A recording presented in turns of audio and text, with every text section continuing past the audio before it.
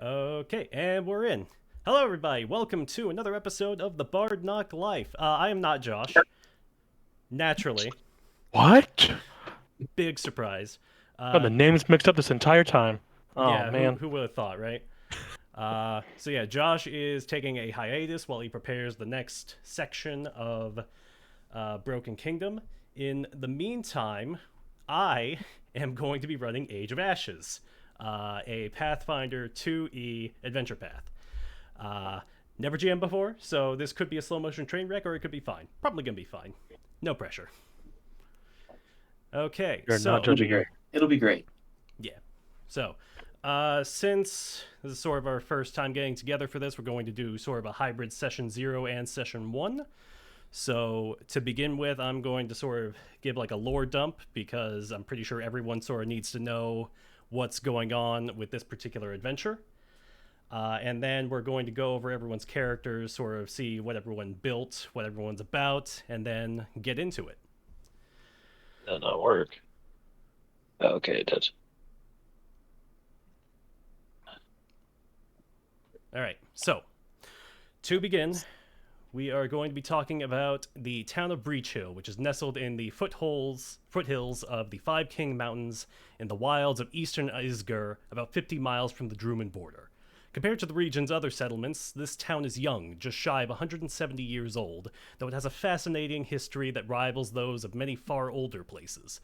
Breachill began with the humblest of origins as a barely functional outpost of human amnesiacs, but the aid and mentorship of a powerful wizard by the name of Lamon Breachton led these shivering and dying unfortunates to found the hardy and thriving town that exists today. Many of Breachill's 1,300 residents are humans who trace their ancestry back to one of those original pioneers, leading to the townsfolk's identity as people who persevere and are self-sufficient by birthright. As a result, the residents of Breachill are brave and community-minded. Unlike the insular inhabitants of many Isgari towns, they welcome adventurers of all types. After all, the townspeople owe their existence to the benevolence of Lamon Breachton's powerful wizardry and adventuring ways. Breachton's actions those centuries ago have earned him a legacy so powerful and so beloved that it is almost a religion unto itself. Practically without exception, any harsh words spoken in town against Breachton are taken as a challenge to most residents' honor. Breachill's townsfolk are hardy, and the town is focused on self-sufficiency and creature comforts. Residents are friendly and tend to help each other, and the town's history makes them open-minded towards outsiders. Breachill citizens tend to play as hard as they work, so the town counts numerous taverns among its many businesses. The town creates its most notable landmark, which sits about 1 mile to the northeast, high on low-rising Hell Knight Hill, Citadel All-Terrain, the foreboding but now abandoned fortress that was once home to the Hell Knight Order of the Nail. In years past, Breachill gladly served as a supply force for the Hell Knights, who commended the well-ordered peace the town enjoyed. But 8 years ago, when the Hell Knight Order of the Nail fully retreated from Citadel All-Terrain in favor of the Order's new home in Varizia, Breachill's inhabitants simply shrugged, continuing the agriculture, crafting, and bartering ways that always sustain them. Now, common wisdom generally recommends avoiding the Citadel, which serves as an isolated haven for peaceful groups that don't want to be disturbed, though it's also rumored to be overrun with dangerous monsters. Regardless of which rumor is true, it's understood by all to stay clear where possible. Once a month, the Council of Breachill holds a Call for Heroes, where the town hires any and all adventurers who are willing to aid citizens with problems that fall outside the jurisdiction of the rank-and-file town guards. A merchant whose expected shipment of goods hasn't arrived yet, a shepherd whose flock mysteriously died overnight, a farmer whose full harvest vanished. These types of issues and more can be brought to a Call of Heroes for resolution. Breachill's government is proud of this solution, as it simultaneously leaves town guards with the time and energy to do their hired jobs, protecting the town outright and dealing with the more mundane threats, and shows citizens that the government does care about their problems and wishes to resolve them. Now, as we open on our adventure, it's the night before this month's Call for Heroes meeting. While each of you may have your particular reasons for coming to Breachill, you each intend to answer any and all calls to action that you hear tomorrow at noon. Now, I would like to take this moment to go over everyone's character, why you may come to Breachill, and generally because you're adventurers, you probably interacted with each other at some point, so perhaps give an example of one of the adventures that you've been on before here.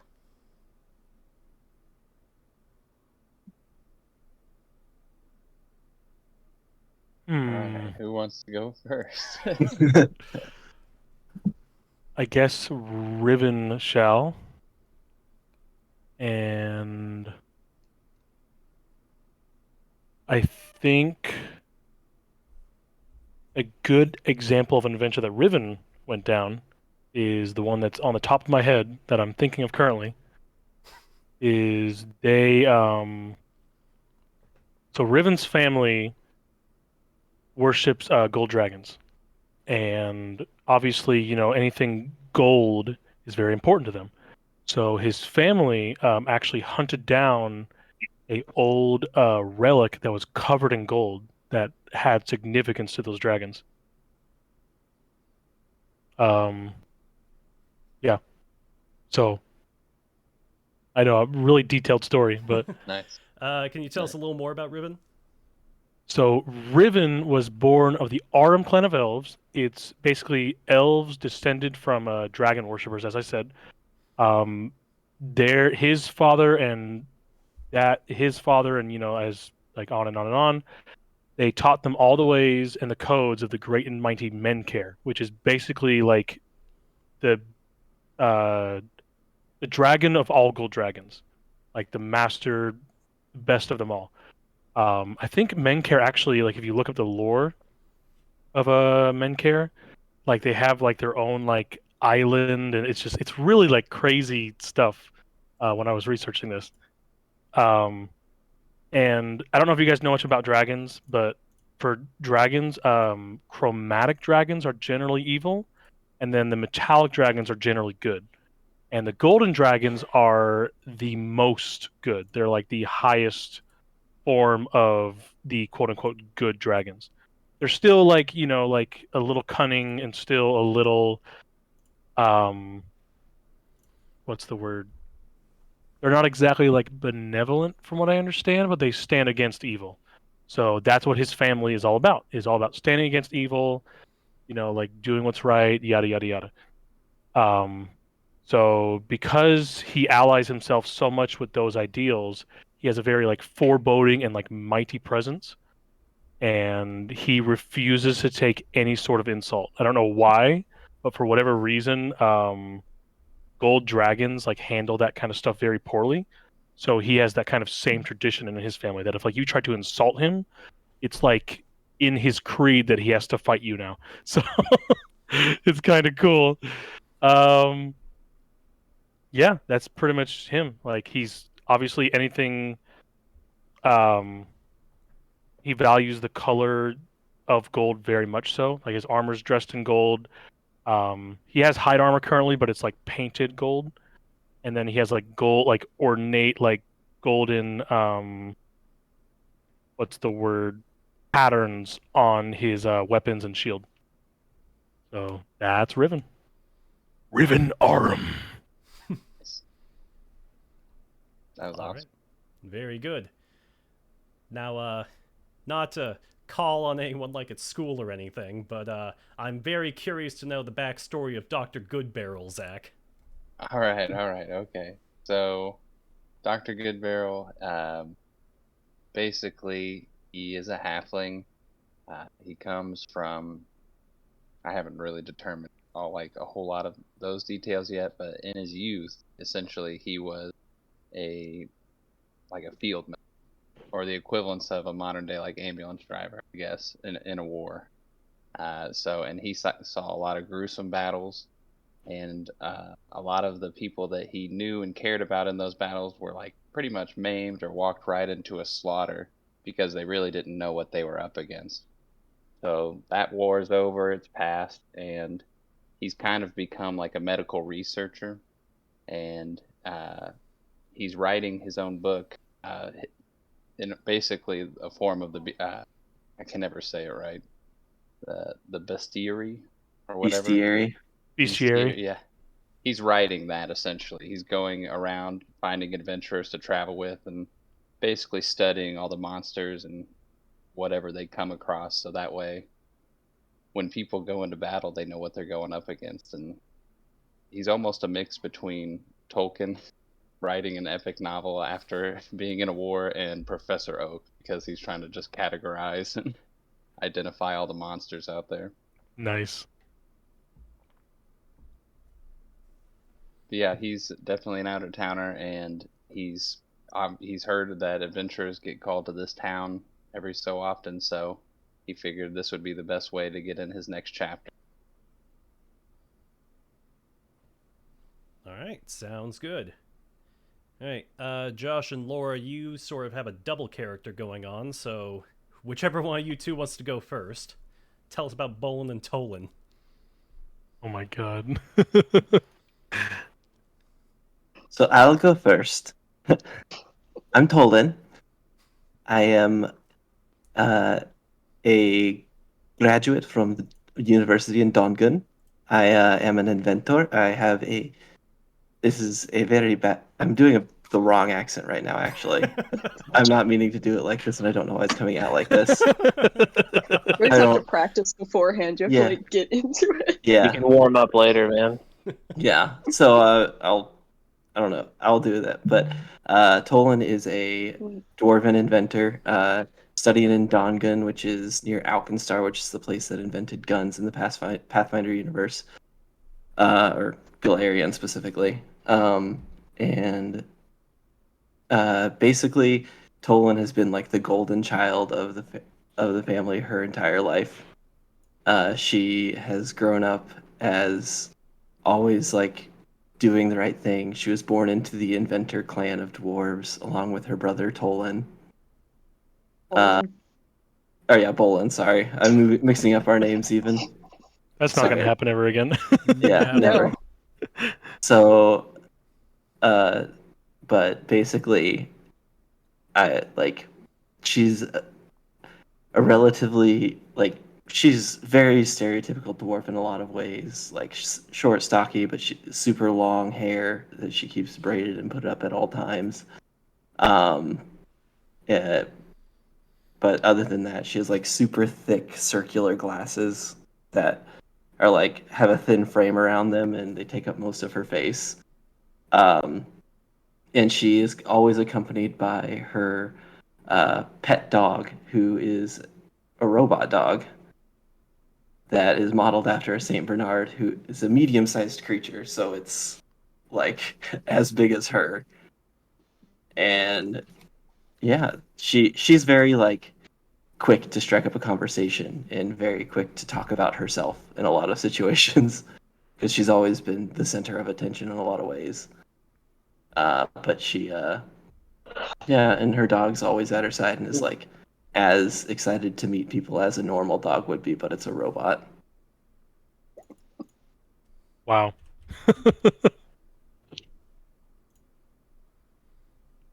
All right. So my character's name is Bolin. He is the twin brother of Tolan. And not being sure which one of them is the oldest, it's been a bit of a rivalry, even though it's not really a competition. Our parents will always love Tolan more. Oh my goodness.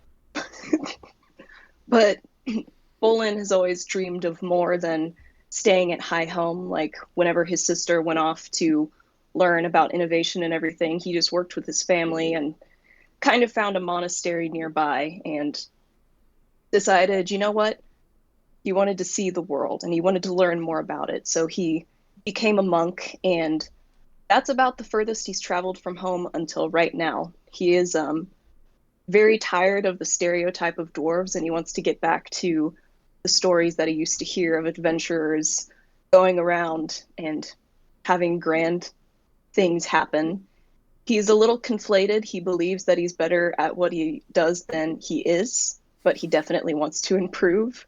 And he really wants his sister to make him a gun, but for some reason, at this level 1, she's saying no. So he's very honest though, and he's trying very hard. He's not very happy about his sister tagging along though. Yeah. So the reason Tolan's here is because Bolin left, and Tolan couldn't let her little brother go off all on his own and run off into the strange world because he's never left High Helm really, and she has, so she's clearly more experienced than him. Never been confirmed who's the oldest.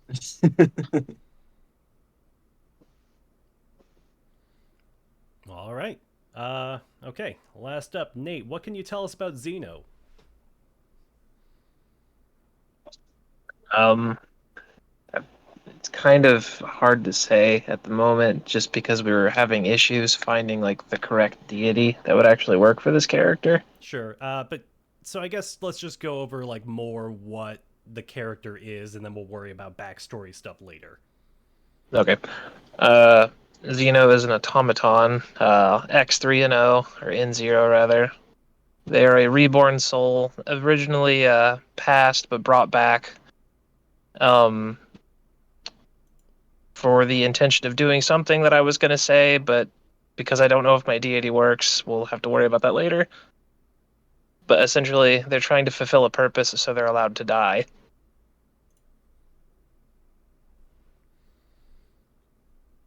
Okay. All right. It's a work in progress. I'm still trying to figure out what I want to do with the with chosen god exactly. It works. Mysterious. All right. Well, sounds like everyone has their own individual reasons for being in Breachill this particular night. So, with that noted, it is a pretty well-known tradition among adventurers traveling to Breachill that adventurers like to meet up at the popular tavern Wizard's Grace the night before the Call for Heroes. However, all businesses in the town are open normally, just standard business hours, but it's that particular tradition to show up to this particular tavern on this particular night. So, if you all would like to meet in advance of walking into the tavern, y'all can have fun with that. Otherwise, someone's going to be sitting at a table when one of you walks in.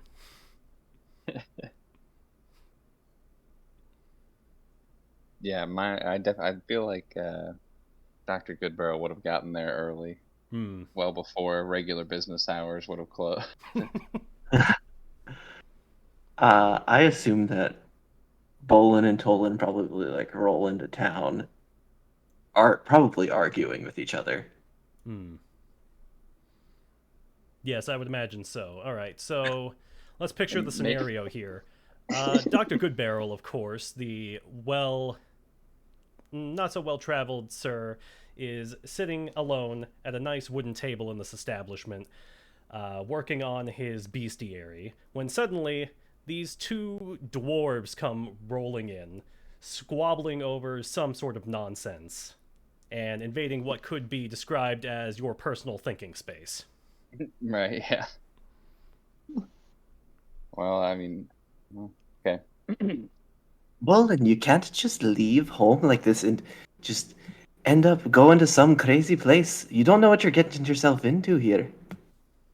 You don't know what you're getting yourself into coming around here telling me what to do. You're not my older sister, you never have been, and you never will be. Go home, go back to your mummy and daddy, and I'm gonna have my own adventure. I've got to make sure you can get back to mom and dad too.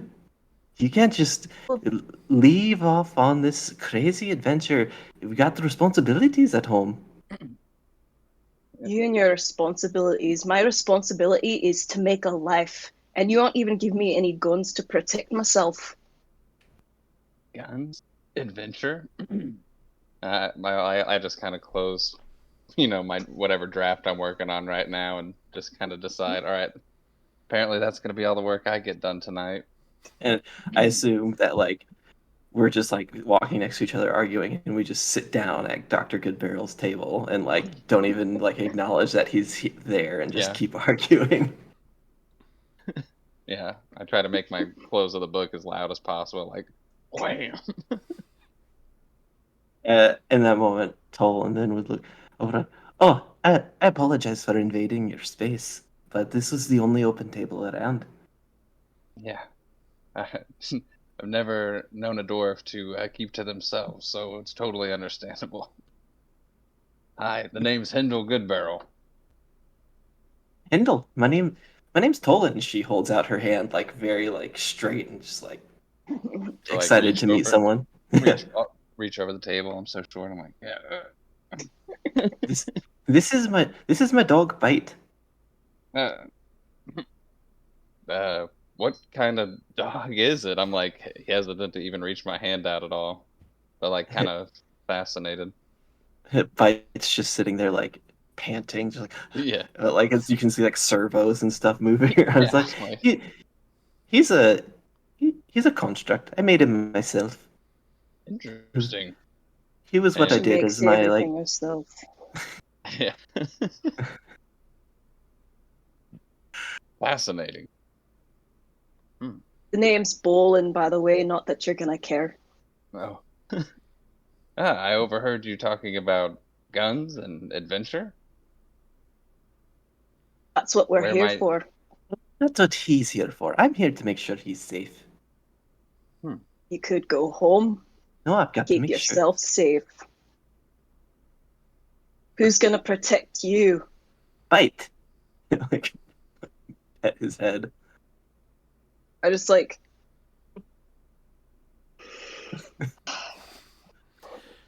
Days like this, I wish I actually drank ale. What I do, I'll like raise my hand for someone to come by. Yeah, make another one for me.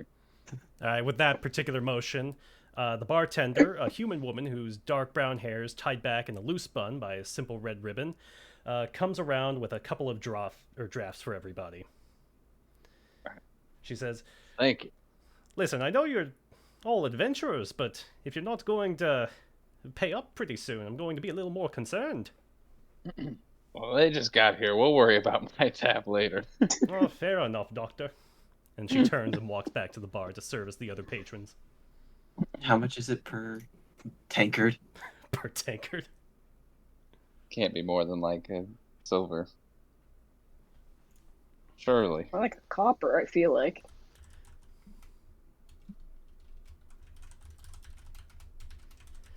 Anyway, while all of this is going on, Nate, where is Zeno in all this commotion?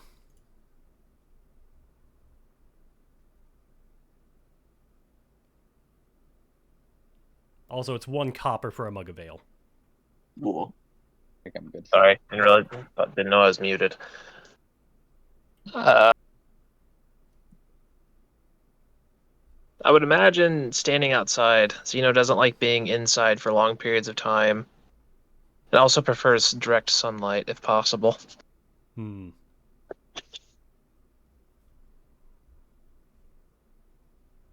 Good to know. Well, I'm sitting here. thinking to Question: myself, oh, Is there a way? Like, is any of this like being visualized or something? I don't. No, the tavern doesn't actually here. Let me pull up the actual Okay. map of Breachill so you all can sort of see about where you're at. I'm having a hard time like visualizing stuff in my head. Yeah, I don't actually have a layout for the particular tavern. Once we actually get past this point, we'll be able to start working with actual maps, but Okay, cool. for now, I'm afraid we're just going to have to deal with theater of the mind.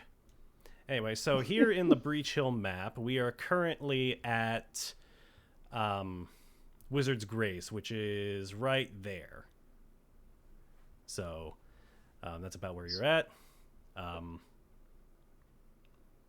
So yes, you're standing outside, presumably listening in to all of this commotion, but otherwise don't really care for being inside, and probably as an automaton don't have much of a use for ale anyway. Nope. I don't eat or drink things. Okay, well, that brings us to our next fellow. oh, Riven, where are you at? I think at that point, Riven would be walking in and kind of scoping out the place and sees the group and walks over and says, "So, I see. You guys come to answer the call of the heroes." I'm like, we're just now getting our ales, and I'm like, got a big foam mustache right now, like, I'll take that as a yes. My name is Riven. That's what I'm. Nice And to you can meet just tell he is very like foreboding, big, like just a very beefy elf, like one of the beefiest elves you've ever seen. yeah. The bartender name's walks Bolin. back over and says, "Oh, I love you. Want a nail or something? Sounds like you got something in your throat." Yeah. I would love an ale, but no, this is how I talk. This is my voice. This Very is who I intense all the am. time. Well, what Yeah. I heard out of that is one ale, so coming up. And she walks Yes, away. please. Your armor seems to have a glow about it. Yes. It is Puts on my gold. sunglasses. My family has worshipped the great and mighty Menkare for as long as I've been alive. And we must reflect his gloriousness in every way and fashion. Mm. It's like I look over at these two dwarfs that are kind of half half bickering each other, and this guy. Look back at them, and it's like, well, between you and me, we could use some tall-statured people in this party. So why don't you have a seat? I'll buy you an ale, or that ale's on me. And I look towards Bolin, I believe, and I try to push a mug towards him. Like, never trusted a dwarf that doesn't drink. So I agree. What was your So- names, by the way? I'm Tolan. Tolan. And sh- The name's Sorry. Olin. So, and he points at Bolin. You're Tolan. And he points at Tolan. And you're Bolin. Is that right? That's Tolan. Wait, that's I'm Tolan. Bolin. And you're Bolin. I This is and confusing. yeah, I think. and I've our been staying and our around father all was night. Nolan. Yeah. And Nolan, I see. Our father was Nolan. Let me guess, Bolin. your mother's name was Molin. Her name was Debra.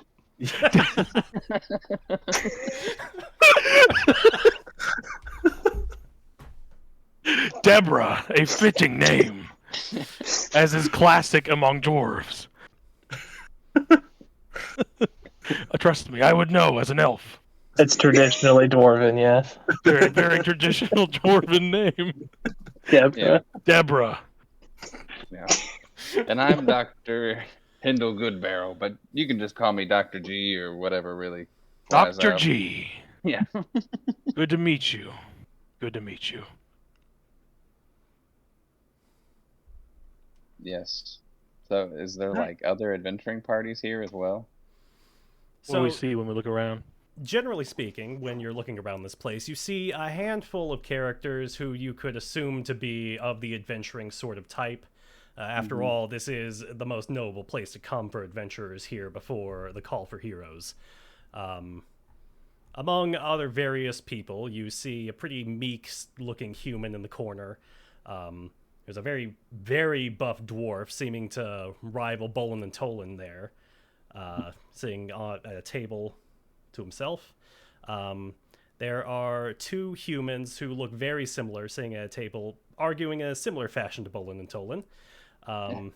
There is another table in which a goblin sits, sort of working out a bit of a piece of paper that he's staring at.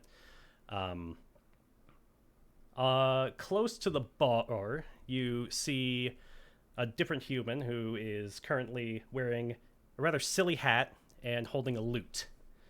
And then in the far corner of the particular establishment, you see someone who is particularly strange. They are sitting under a chandelier that has had all of its lights extinguished, and they are wearing a black cloak and sort of turning a knife over in their hands.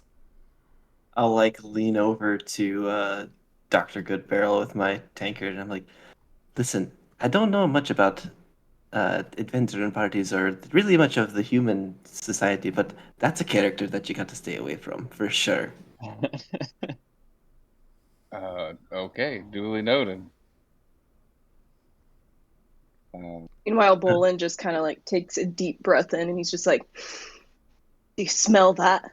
This is where adventure begins." This is where I Diane agree. begins. Also, to re-emphasize, I would like to point out that as each of you entered the establishment, you passed by a rather interesting-looking automaton who is now still just standing by the doorway. What's the deal with the robot?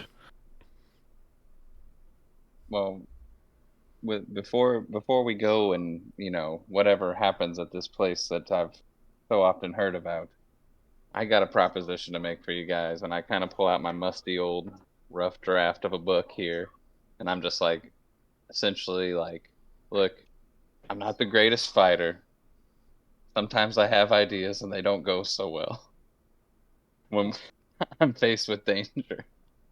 So I need people to kind of help me write this. I need adventurers like yourselves, and I'll do my best to keep you guys patched up and, you know, participate in the fights when we can. I know my way around a sword and a crossbow, so what do you say? You know, regardless of what happened, you basically be my hired muscle, or Oh yeah. I mean, I'm not for being hired muscle, but I'm okay with helping protect people. Me and Bite here, and she like again pats Bite on the head and gives him like a scratch behind the ear a little bit. We we know our way around a fight. Me and him work pretty well together. Colin Yeah. loves to look after other people, whether you like it or not. As long as you're in the pursuit of good and justice, you have my axe. excellent.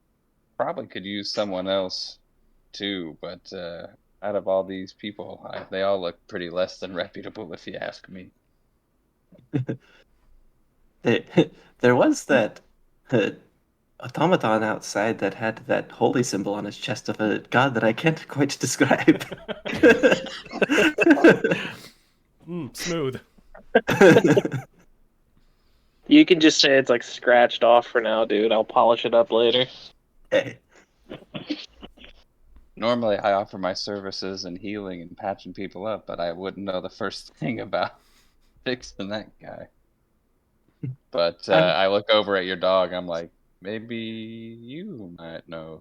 oh yeah, I'm sure I could figure something out with him. I've never messed with something of that nature before, but All I right, say, I go outside and make my shameless plea to him. I'm like, look, I can't do it by myself, but I will. There is gold in it. Yeah, yeah. I approach. I'm sorry, I forgot your guy's name. Is it Zeno was his Zeno? name. Right. Sorry. Yeah. Sorry. No. I approach like Zeno. I don't know if I'm like I'm looking around for like a coin slot or like. It's racist. I've never seen an automaton. As I see you walking out, I'll be like, Bite, keep an eye on Bolin, and I'll walk out and follow you. Yeah. I'm like, hello? Hi there. And Yeah. So, are you an adventurer of some sort or some like? You could say that. I was at one point. Well, it's not. It's usually not a coincidence that people gather outside this tavern on this particular night, unless you're not one. I've been looking for something, and I came for information.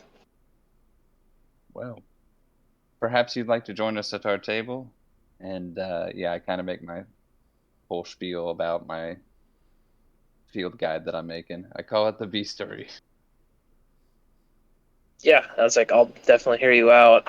It doesn't do me any good to not do anything here. That's like, and I haven't found what I came for, so maybe I will. That's like looking for whatever it is that you're looking for. Excellent. All right. Well, I invite you into the table, and we all sit down. And I like look at you at the table. I'm like, "Do you drink?" You There's know, some. I don't want to tell you, but like, alcohol doesn't do much for me. All right. Well, take it or Don't leave it. really I'll have order don't you really one. have much of a taste for it. Take it or leave it. I'll order you one, and if you don't end up drinking it, I will. I'll like be staring at you like very like specifically and like be writing in like a book, just like I think for the next section, I'm actually gonna like download like a voice changer so I can make myself sound mechanical. Excellent. Nice, that'd be cool. Maybe a good Okay. idea. We've got our party of misfits wrangled together. Huzzah, Oh, yeah. yea, verily, and the awkward tavern has completed. the Good awkward job. tavern has been unawkwarded. Woohoo! Huzzah, yea, verily. Now, as you toast, well, some of you toast to your newfound friendships, you all decide to leave the bar. Is there anything else you would like to do on this particular evening, either before leaving the bar or before heading to your sort of rooms for the night? So was there no one like that came in and was like, "Here's the quest for you"? Everyone just meets there to find other adventurers. Yes, that's exactly what the point of Wizard's Grace is the night before. Everyone toasts to their good health and fortune, leading into where the quest will be doled out tomorrow. Gotcha. Okay, got it. Cool. Yeah. Did we Sounds good to notice me. if the hooded figure did anything different? Literally just sitting there twirling a knife, like baiting someone to talk to her. I think before we end things, Riven will walk up and try to talk to her. Hey, you, hooded figure. I see you standing or sitting or whatever position you're in. What's your deal? She tilts her head up, and now that she's actually done that, you can see underneath the hood that she is a red-skinned tiefling. And she just sort of looks at you and smirks and says, like, listen, kid, I don't really have time for the likes of you, so unless you've got something to say, get out of here. I think he'll probably sneer and like give her like a really like angry look. I'm elbowing Tolan like, about to see a bar fight. And I think he'll just like let it linger for a little bit. This like very angry like don't F with me look, and then walk away.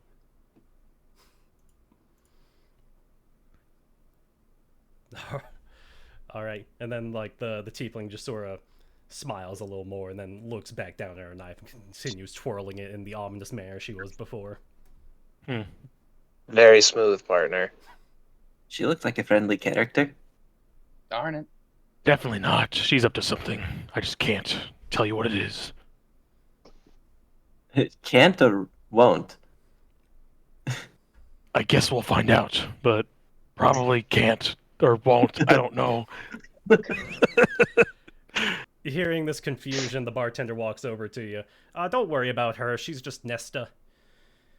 She makes a big show of just sitting in that corner every call for heroes. Doesn't even usually mind going on any adventures. I think she just enjoys the chaos of it all.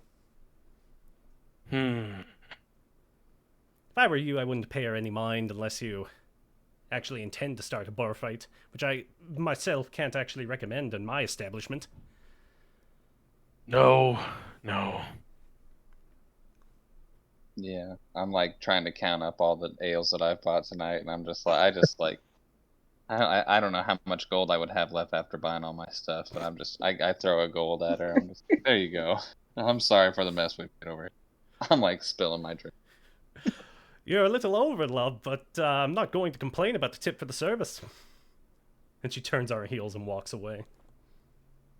For such a small man, you can really put those away. This is not.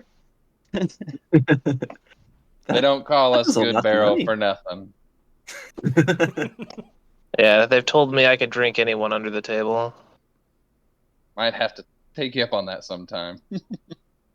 Anybody that's ever tried is now no longer with us. I don't know if that's a threat or just a statement. I like my odds. I'm a medical expert, so. It's a simple statement of fact, my man. It's like, I'm not proud of it, it's just a fact. Well. All right. Well, it's known among the particulars that venture to these parts of town that the meeting place for the Call for Heroes is at Breachill Town Hall. Everyone gathers at Monument Circle here in the center of the map at noon the following day, and then heads into Town Hall for the actual meeting. So, if anyone has anything they would like to do, otherwise we'll just go ahead and go to that. My guy's a little hungover. Just a little hungover. I'm gonna ask about the small robotic dog and its owner. Oh yeah, this is Bite. I invented him. He is pretty handy in a tussle of sorts. But yeah, I built him as sort of like a senior project whenever I was graduating from the Dongun University. She This can't stop putting that into any conversation that comes up. You'll hear that name, our university, so many times it'll be burned into your brain until you forget where she actually went. Nothing wrong with having a passion and things that you care about. I agree. You'd think. Fond of Ye- machines, then. Indeed, I would very much like to take a look at your mechanisms and see how all that works. I've never seen something quite like you before. Honestly, Oh, it's get a refreshing to room. have someone that doesn't run at the sight of me. So, you're welcome to take a look if you want to, without twisting and turning too many gears. I I appreciate can't tell if they're flirting or not.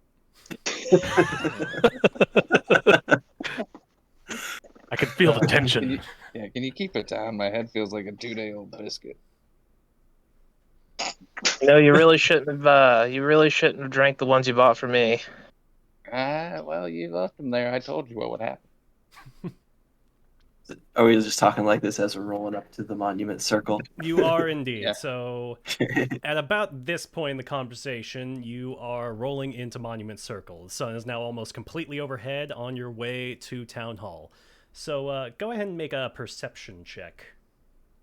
Oh boy, that's something I'm not very good at. Look, look, guys, you're rolling dice in the dice game. Our first roll of the new campaign. Guys, it's only been like 40 14. minutes, and you're rolling a dice. This is amazing. How? Skidoosh. Oh god, hang on. Okay, I got- not bad. 17.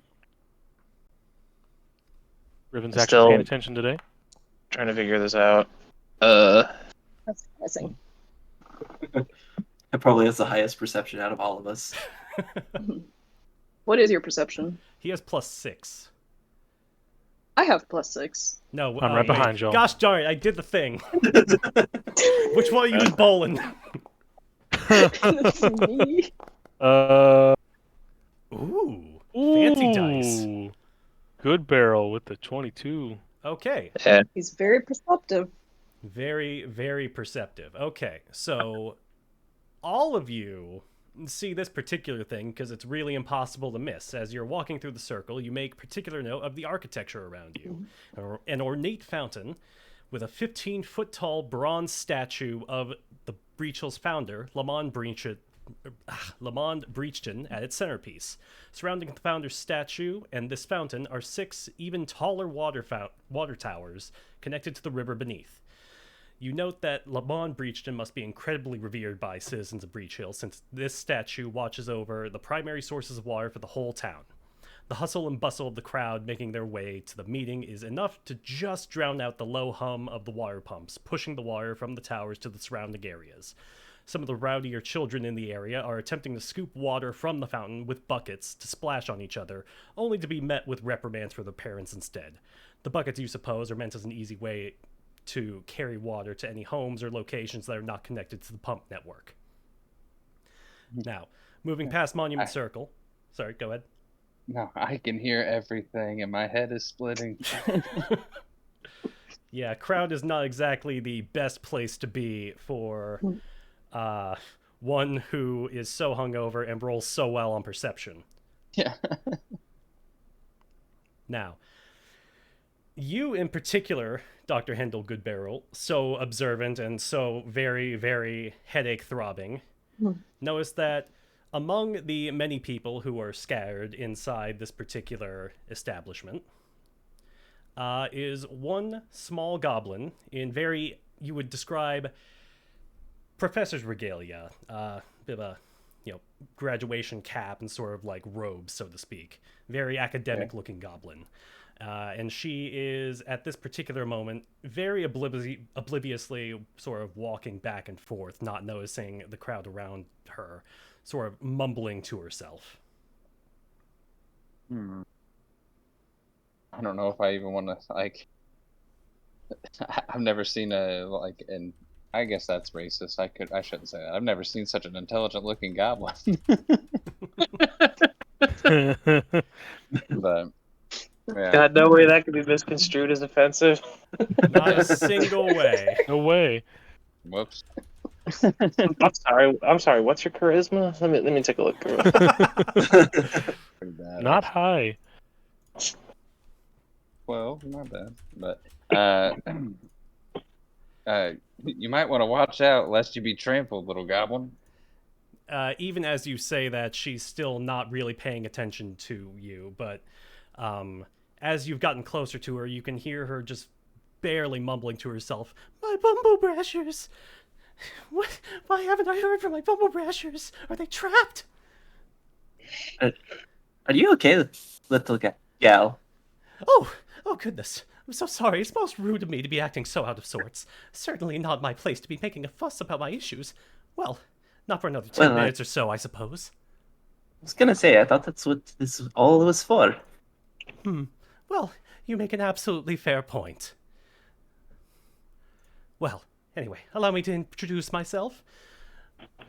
My name is Warble. I'm an ambassador to the Bumblebrasher Goblins of Hell Knight Hill.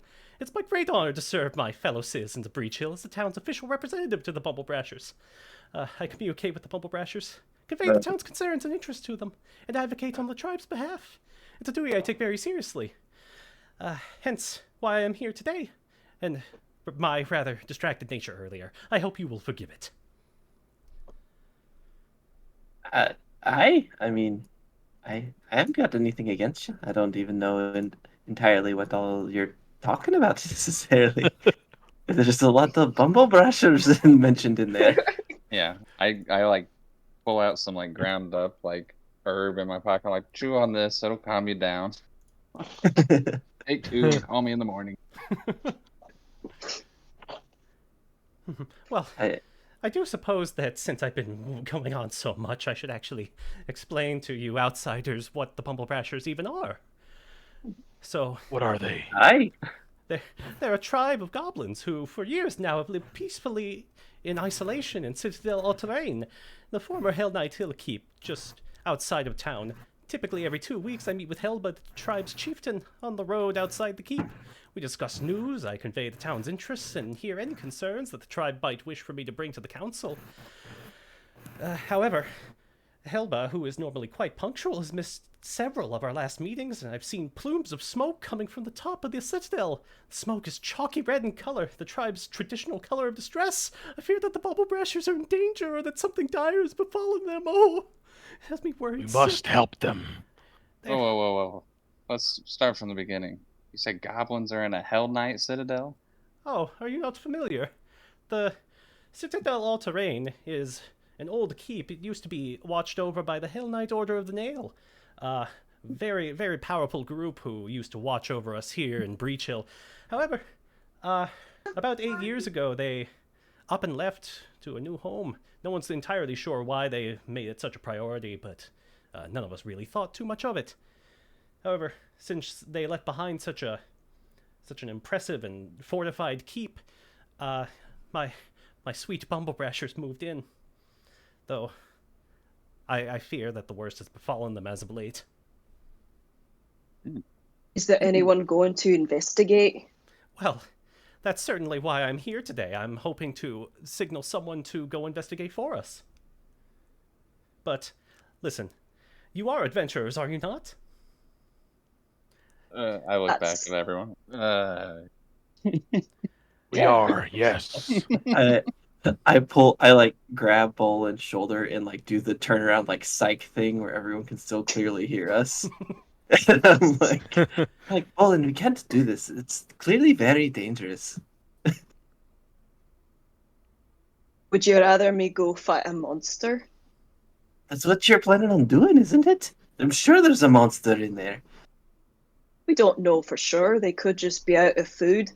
Maybe the plumbing's gone back up and it smells really bad and they just can't leave. We don't know what's going on until we go find out. And I turn around. I'm just like, I'm here to help in whatever way I can. Oh, The good. name's Bolin, by the way. Oh, horrible. Oh, I've already said that. Dearie me. I'm so sorry. But, listen, please, since you are all such kind adventurers, I intend to make my petition at the start of the meeting here very shortly. If you would, please, rise to the occasion. I beg of you. You might be my tribe's only hope. I'm like we plan rubbing to my help head. in any way we can. I guess we are. Warble still seems a bit distressed, but is at the very least assured by Bolin's energy. And with that, she turns to walk inside the town hall to await the starting of the call for heroes. So, Cool. now, from across town, you hear a bell begin to toll a deep, solemn 12. As the chime echoes through the crowd, the doors to the town hall open up. The adults among the crowd begin a slow march inside, while the younger children, now freed from the watchful eyes of their parents, scatter back to the fountain in order to continue their water wars. At the direction of a pair of guards stationed in the front of the building, you walk with the crowd, passing through the ornately decorated wooden doors on your way into the large council chamber. Now, you note the guards as you pass through, the guards' indifferent, almost bored expression, indicating that this ceremony has become a dull routine for them. Nothing really to expect out of it. Now, as you pass through the chamber, you notice that the chamber itself is set up a bit like an auditorium, with a carpeted main walkway through the room's center, with several rows of benches on either side. At the end of the stretch of carpet lies a small set of steps leading up to a stage on which rests a massive desk segmented into 5 sections. From left to right, you're able to read the plaques of each of the councilmen, reading Quintino Pizzandi on the far left, Trini Sprizzlegig on the second there, Greta Gardenia in the center, Melma Ann Sendari to the right of her, and on the far right, Jorsk Hinterclaw. These are the elected council people of Breachill, and they are responsible for running this meeting and ensuring that the heroes hired for each of their respective tasks is paid appropriately for the difficulty of the task. Now, you all can make your way in, sit wherever you like in any of these here benches. Also, this is a good time to check to make sure that you have control over your particular character.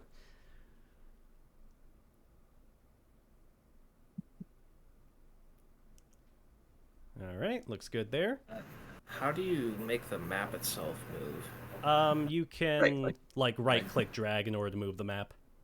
Okay.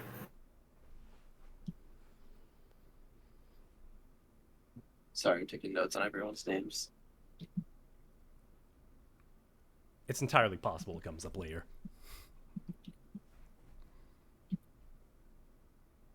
I know, that's why I'm taking notes on everyone's names.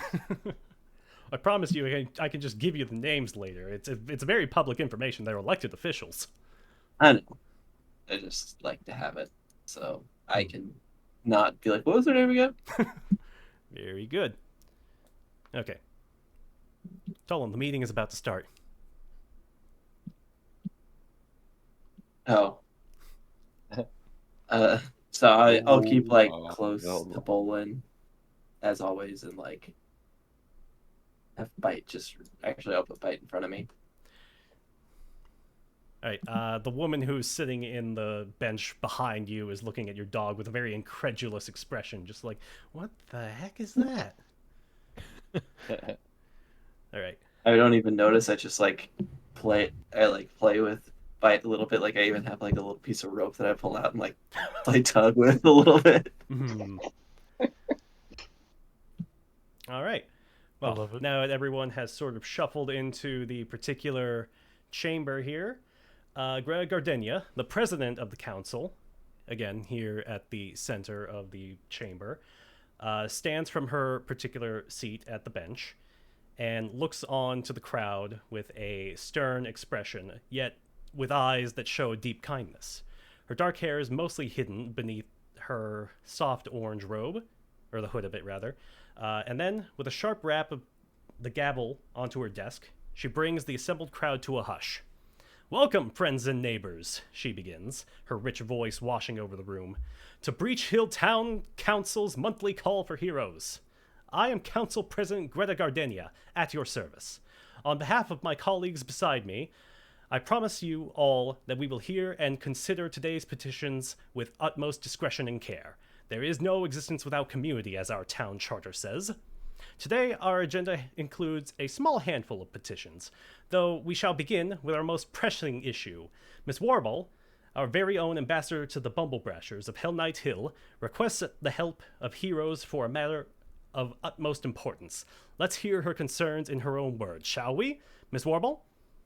And with that, you see the small goblin make her way out of the door at the bottom here and make her way up the stairs to address the crowd.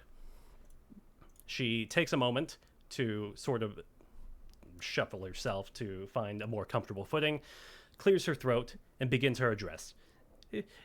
Esteemed counselors, Warble says with a frazzled tone to her voice, it has been more than a month since I've been able to contact the Bumblebrashers. I fear that something terrible has befallen them. What's more, I've seen my people's distress signals coming from the top of Citadel all-terrain, and before Walber can continue her petition further, the door on the left side of the room bursts open, and out comes a guard who shouts to the crowd, "Fire! Fire! There's a fire! Everyone flee!" And then before he can say another word, he dashes back out, only to be followed by an explosive noise, as suddenly through that particular door comes fire, as the man said. And now,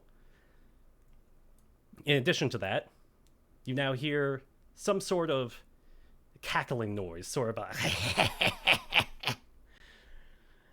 Now, I would recommend at this particular point everyone roll perception to see if you can make out what that is.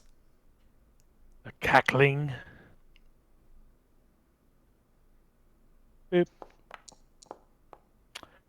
Yikes. Well, Riven's distracted by the woman next to him.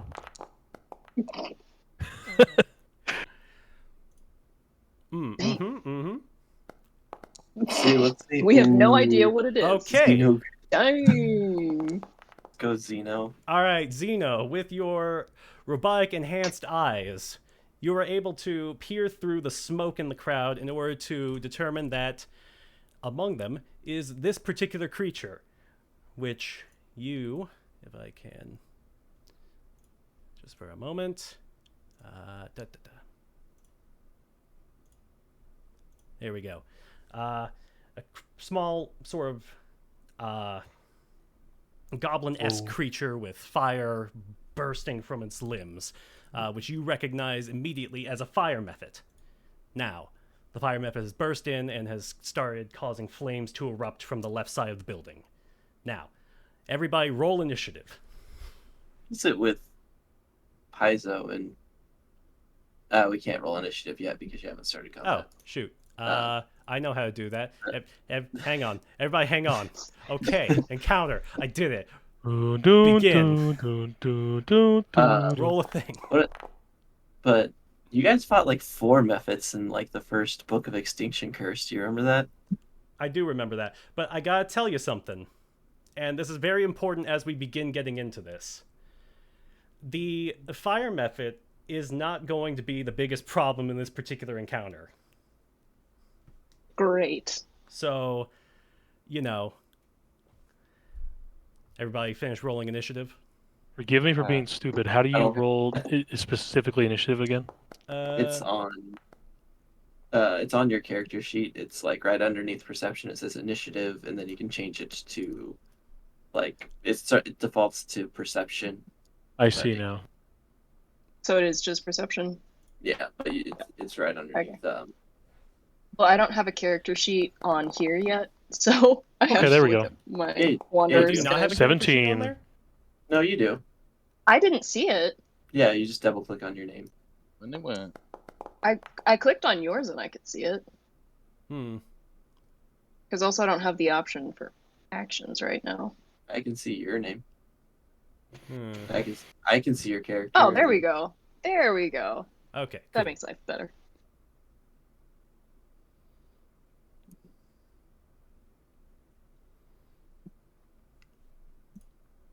Okay, so Out of the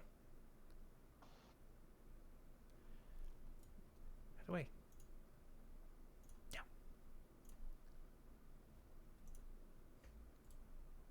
Josh, help! I don't know how to add people.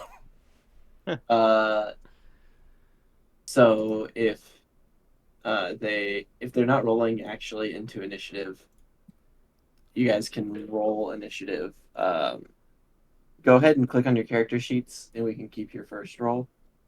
And just click on the initiative roller, and then you can change. Oh, yep, there you go. Whoever did. Okay, so that was. I added myself. Sorry. No, you're good. Please do that. How did you do that? So after I specifically went under attributes and then rolled for perception, it has like this little sword icon next to my 21. Okay, And it said click to set initiative to your token. nice. So we need to roll initiative again, is what you're saying? Yeah, just roll again, and then I will adjust based on your first roll. Okay. I just did it. Yeah. Same. Oh God. Cool. Okay. Please adjust. Yes, I will. I will adjust. That is actually a 17. Okay. Okay. Where do you see the sword icon? Maybe. Or I guess you already got it. To the Yeah. right of my But yeah, like, it's result. so if you look at the chat window, and then up at the top of that window, there's like a little like bar with all the different Encounters. icons. Yep. Oh, got there it. we go. Okay.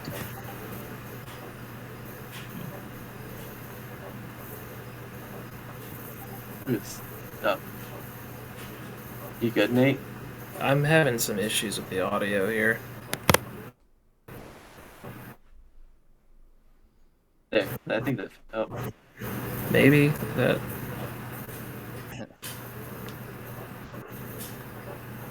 I don't know. You don't know. Nerd. He'll be back. They always come back. You can actually roll initiative for him, Jesse, if you just click on his character sheet, because you have access to everyone's. Yes. can- Okay. So I'll just roll initiative for him. Don't mind me. and then Sorry, I'm change having it to trouble what with it's the supposed to audio. Nothing was working. be. It's working now. Yeah. Now it's fine. Yeah, unless you can't hear us. I couldn't hear anything, which and case- nobody could hear me for quite a while, so I'm not sure what's happening. Oh. Yeah. Well, it's working now, so we're okay. Oh. Looks like we got. Oh. Yeah. Okay. Sorry. I That's I didn't realize they would post this massive, huge dump inside the chat. Dragon I'm like, I wonder what instinct. this does, and boom! I'm like, oh, okay. Whoops. Yeah, let me just give you every single detail about this up to Yeah, level exactly. 9. It's like, well, now I guess everyone here knows how rage works, or dragon instinct. I mean. Okay, so now, at the beginning of the encounter, the counselors begin to urge people out of the south entrance as they themselves rush from behind their desks. Many of the crowd make their exits, though some appear paralyzed with fear as the flames creep through the west door and begin to lick the edges of the bench. Now, Shaking my head and sighing and say, heroes, huh? heroes, huh? Cowards. Now, so I should urge you to understand here. I'm just going to help you out a little bit. So, within a certain number of turns, the fire is going to continue spreading each turn. And after so many turns, this entire room is going to be so filled with smoke that everyone inside will die if you, the heroes, do not take some form of action. Awesome. So, Okay.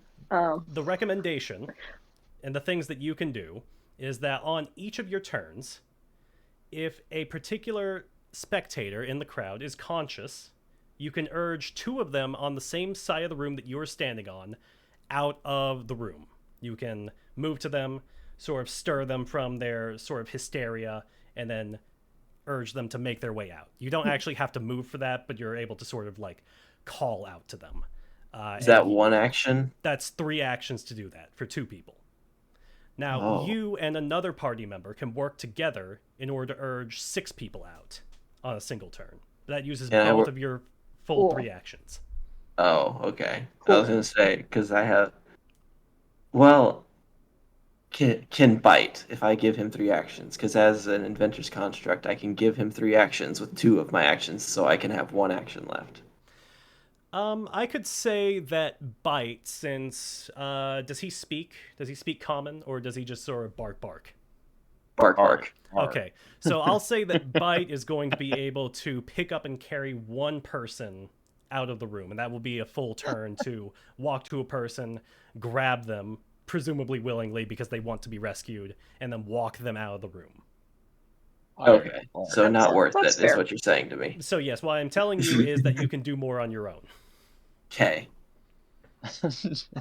Dying at your dog. Trying to get people out of the fire. Bark. So yes, I will tell you that. I will also tell you that the counselors are going to stay in this room as long as they can and help people out as well. They're not as capable as you are, so they are only able to help one person per turn each. So they will help a number of people out. Okay. Oh, Well, Question. Yes. What about So, the yeah. unconscious people? Well, there are no unconscious people yet, but the people Fire. inside here have much weaker constitutions than you heroes, so after exposure to smoke for a certain number of turns, they will become unconscious. At that point, you can only help one spectator per turn, or if you work together with another player, you can help 4 people per turn. kind of look towards Tolan and Riven, and I say, why don't you go mess up that weird goblin-looking thing, and we'll try to get people out of here. Oh, and Xeno as well. You guys go Wait. fight that goblin thing, and then Tolan or Bolin? He said Tolan. He did. well, I meant Bolin. Sorry, this All right. I'm The dealing with a monk. lot right now. Yeah. Yeah. So we can. So if you Me- want to, Me, you, Zach, and the dog will get everybody out of here. yeah. And well, unless I leave Bite alone for 1 minute, he doesn't act on his own. So fun. But yeah, if you want, since you and I have the first turns, we can use all 6 of our actions to get 6 people out. Yeah, I'm down with that. Okay. Okay, so you are standing on the right. Actually, everyone is standing on the right side of the room currently. Yep. So you are going to use 2 of your actions to get 6 people out.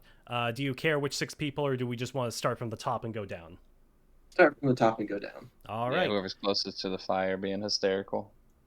Oh wait, should we? Oh no, because we would have to move. You would have to move for that, yes. Yeah. So Yeah, we'll all right, let's assume- just get the closest. So is it safe us. to assume that the people closer to the fire are going to be knocked out first? Everyone gets knocked out at the same time unless the fire spreads to them, at which point the They fire die. begins damaging them and will knock them out much sooner. All Okay. right, yeah, just the closest ones to us, I guess. Yeah. 6 people. Mm-hmm. Okay, so 6 people. And I will go ahead and designate those for you as these ones up here. And huzzah, those Yay. people are out. You don't have to move for that. We can just say that you were able to run up to them, quickly shake them, and help direct them towards the door, and then return to roughly your original position. If you would like to move a little bit, we'll say 5 or 10 feet from your current position, as part of that sort of shuffling around to get them to maneuver. You can move 10 feet now if you would so like. I assume it would have to be 10 feet, like towards them or whatever. Well, because you're running there and then back to sort of direct them towards the door, you can move basically in any direction, either closer to where they were or closer to the door. But you can shift more left if you want, is what I'm trying to say here. Because there are more people over on the left side who do need help. All right, then I will shift over towards this No side. one can create water or put out this fire, can they? We have 0 casters on this Nice. team. Excellent. That's what I like to hear. I can shoot Yeah. lasers. Never Yeah, trust a your cat. fire No. lasers are not going to be of too much help. I also don't breathe, so smoke isn't really an issue for me. Yes, you're going to be Perfect. fine That in the is- coming turns. Like very, very creative and like totally planned thing there that you just happen to be someone who doesn't breathe, so you're not going to be damaged when the smoke does become an issue. Okay, also, I'm just going to tell you in advance because I genuinely do not know how anyone figures this out, even with the amount of hits I've tried to drop. Remember that outside of this particular establishment, there are buckets of water and a giant water fountain. Yes. Oh yeah, that would make. Okay. It yeah, is- no. You dropped a lot of hints about water pumps. Is this hooked up to the pump station? No, Their sprinkler system? no. Okay. Bollocks. So the fountain is too far away for you to theoretically go, run, grab a bucket, and then do it yourself. So Send your dog. so My dog can move further than me per turn, but not a lot further. Fetch. it is approximately 150 feet to the fountain from the door. So there are no like, there's not plumbing inside or anything Not like that. inside this building, no. Well, So okay, let's. we're getting people out of the building. You guys decide what you're doing. Yes, okay. So Yeah. we'll continue this, and then the main thing that I sort of want you to chew on while we're processing this is, let's say you're in old-timey times. You're trying to get a series of buckets to a place as quickly and efficiently as possible, so you have a lot of buckets. How would they do that? Aim. Assembly A Pass. line, There you go. Yeah. an assembly line. Mm-hmm. Yeah. Okay, Alright. so we go So if do you that. would, yeah, Josh, if you you and would I will want to do organize that, these people. because it's about 150 feet away, you're going to need to save about 15 townsfolk in order to get them to form enough people to get a Okay. bucket line going. It's two Okay, more so turns. We all got of this. us, So I think all of us then need to start, unless that creature's still attacking or So is we could attacking have- anything. in theory, we could have either like this is how it could be like it's kind of metagaming a little bit, but we could have Bolin or Xeno go fight it, considering that they're probably the most able to take a hit out of anyone. It'll take us What's 2 your more guys' turns to get AC? the amount of people. I'm I'm sure at- yours is higher. I'm at 18 AC, and I am a barbarian, so Is there You a need shield somebody on the to take a wall hit. or just laying around by chance? So that, well, mine's 19, so. I mean, there are decorations on the wall of various heroes. You can see, among other things, yes, indeed, shields. However, they are Wow. historical artifacts. You're not entirely sure how effective they're going to be in battle. But if you want to spend a couple of actions grabbing one off the wall and seeing how it fits, you can go for it. I'll wait till we get our little assembly line going first. Okay, I look at Xeno and I say, this is our chance to go fight a creature. And I get up and I kind of take out my clan dagger and I just start very briskly walking that way. So we're helping people out. I'm like, your brother seems to have an unhealthy bloodlust. You are the one that told him to go fight. I'm just Are you taking gonna- advantage of it. Are you gonna move your character, Laura? Yeah, I wasn't sure if it was technically my turn yet. But... Yeah, so remind me, was it Tolan and Dr. Goodbarrel who did the first 6 people? Yes. Yeah, so then Okay. it would be So Riven that would and make it Xeno. Riven's turn. Yeah, that's what I figured. I was just saying that's what I'm gonna be Okay. doing. Oh boy. First actual Tell me you're thing. afraid of fire. Okay. So remind me our objective. I'm so sorry. So your objective is to get out all the people and, if at all possible, stop the fire and the fire method. Okay. Well, I feel like Riven would be. So if we, it is. Oh, why is it all the way in the corner? Dang it. It is very hard to move like the map. Yeah. Because I'm thinking I could just have Riven like start running over there? Yeah, I And mean, try to get if to you it and want to start taking use some all swings? 3 of your actions this turn to run over to it, you can do that. That's what I'm thinking. Speed is 30, so that means I can move, what, 90? Mm-hmm. Yeah, Riven will just run his somewhat athletic butt all the way over there. 5, 10. Oop.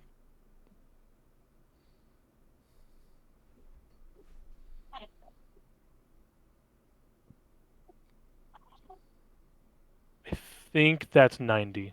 Nope, that's 60. Yeah, that was 60. That's 60. So you've got I'm another sorry. 30. So I have, yeah, wow, I have 30 more. Got it. All right. Very Okay, athletic. and that's, yeah, Okay. 90 feet. 90 so- feet. Very good. All right, so that would be your turn. All right, Xena, what are you doing? Probably gonna do the same. I can't move as far as he can though. Me neither. Stop That should this at at least once, put you on the left creature. side of the room, so that would be pretty good. Yeah. That number's super difficult to say. Hang I on, think I gotta it's zoom in. 75. You can zoom in too if you need to. Yeah, it's there. I got it. All right. 70. All right. Bolin, what are you doing? I am also running, but I'm a little slower because I am, in fact, a dwarf. So I forget, can I go diagonal squares and it still counts as 5 feet? Yeah, The it'll first. It'll Yeah. do it for you. Don't worry. Okay. Oh, yeah, and then I can use 3 actions to run 60 feet. I'm starting to wake up, Bobby. Okay.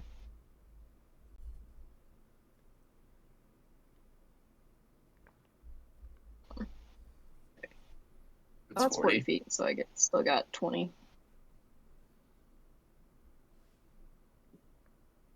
There we go. Excuse me. Pardon me. Excuse me. That is my Shooting turn. past all Okay, these that's your people on turn? the benches. All right. Yep. Now, it is now the fire method's turn. And the fire method, Great.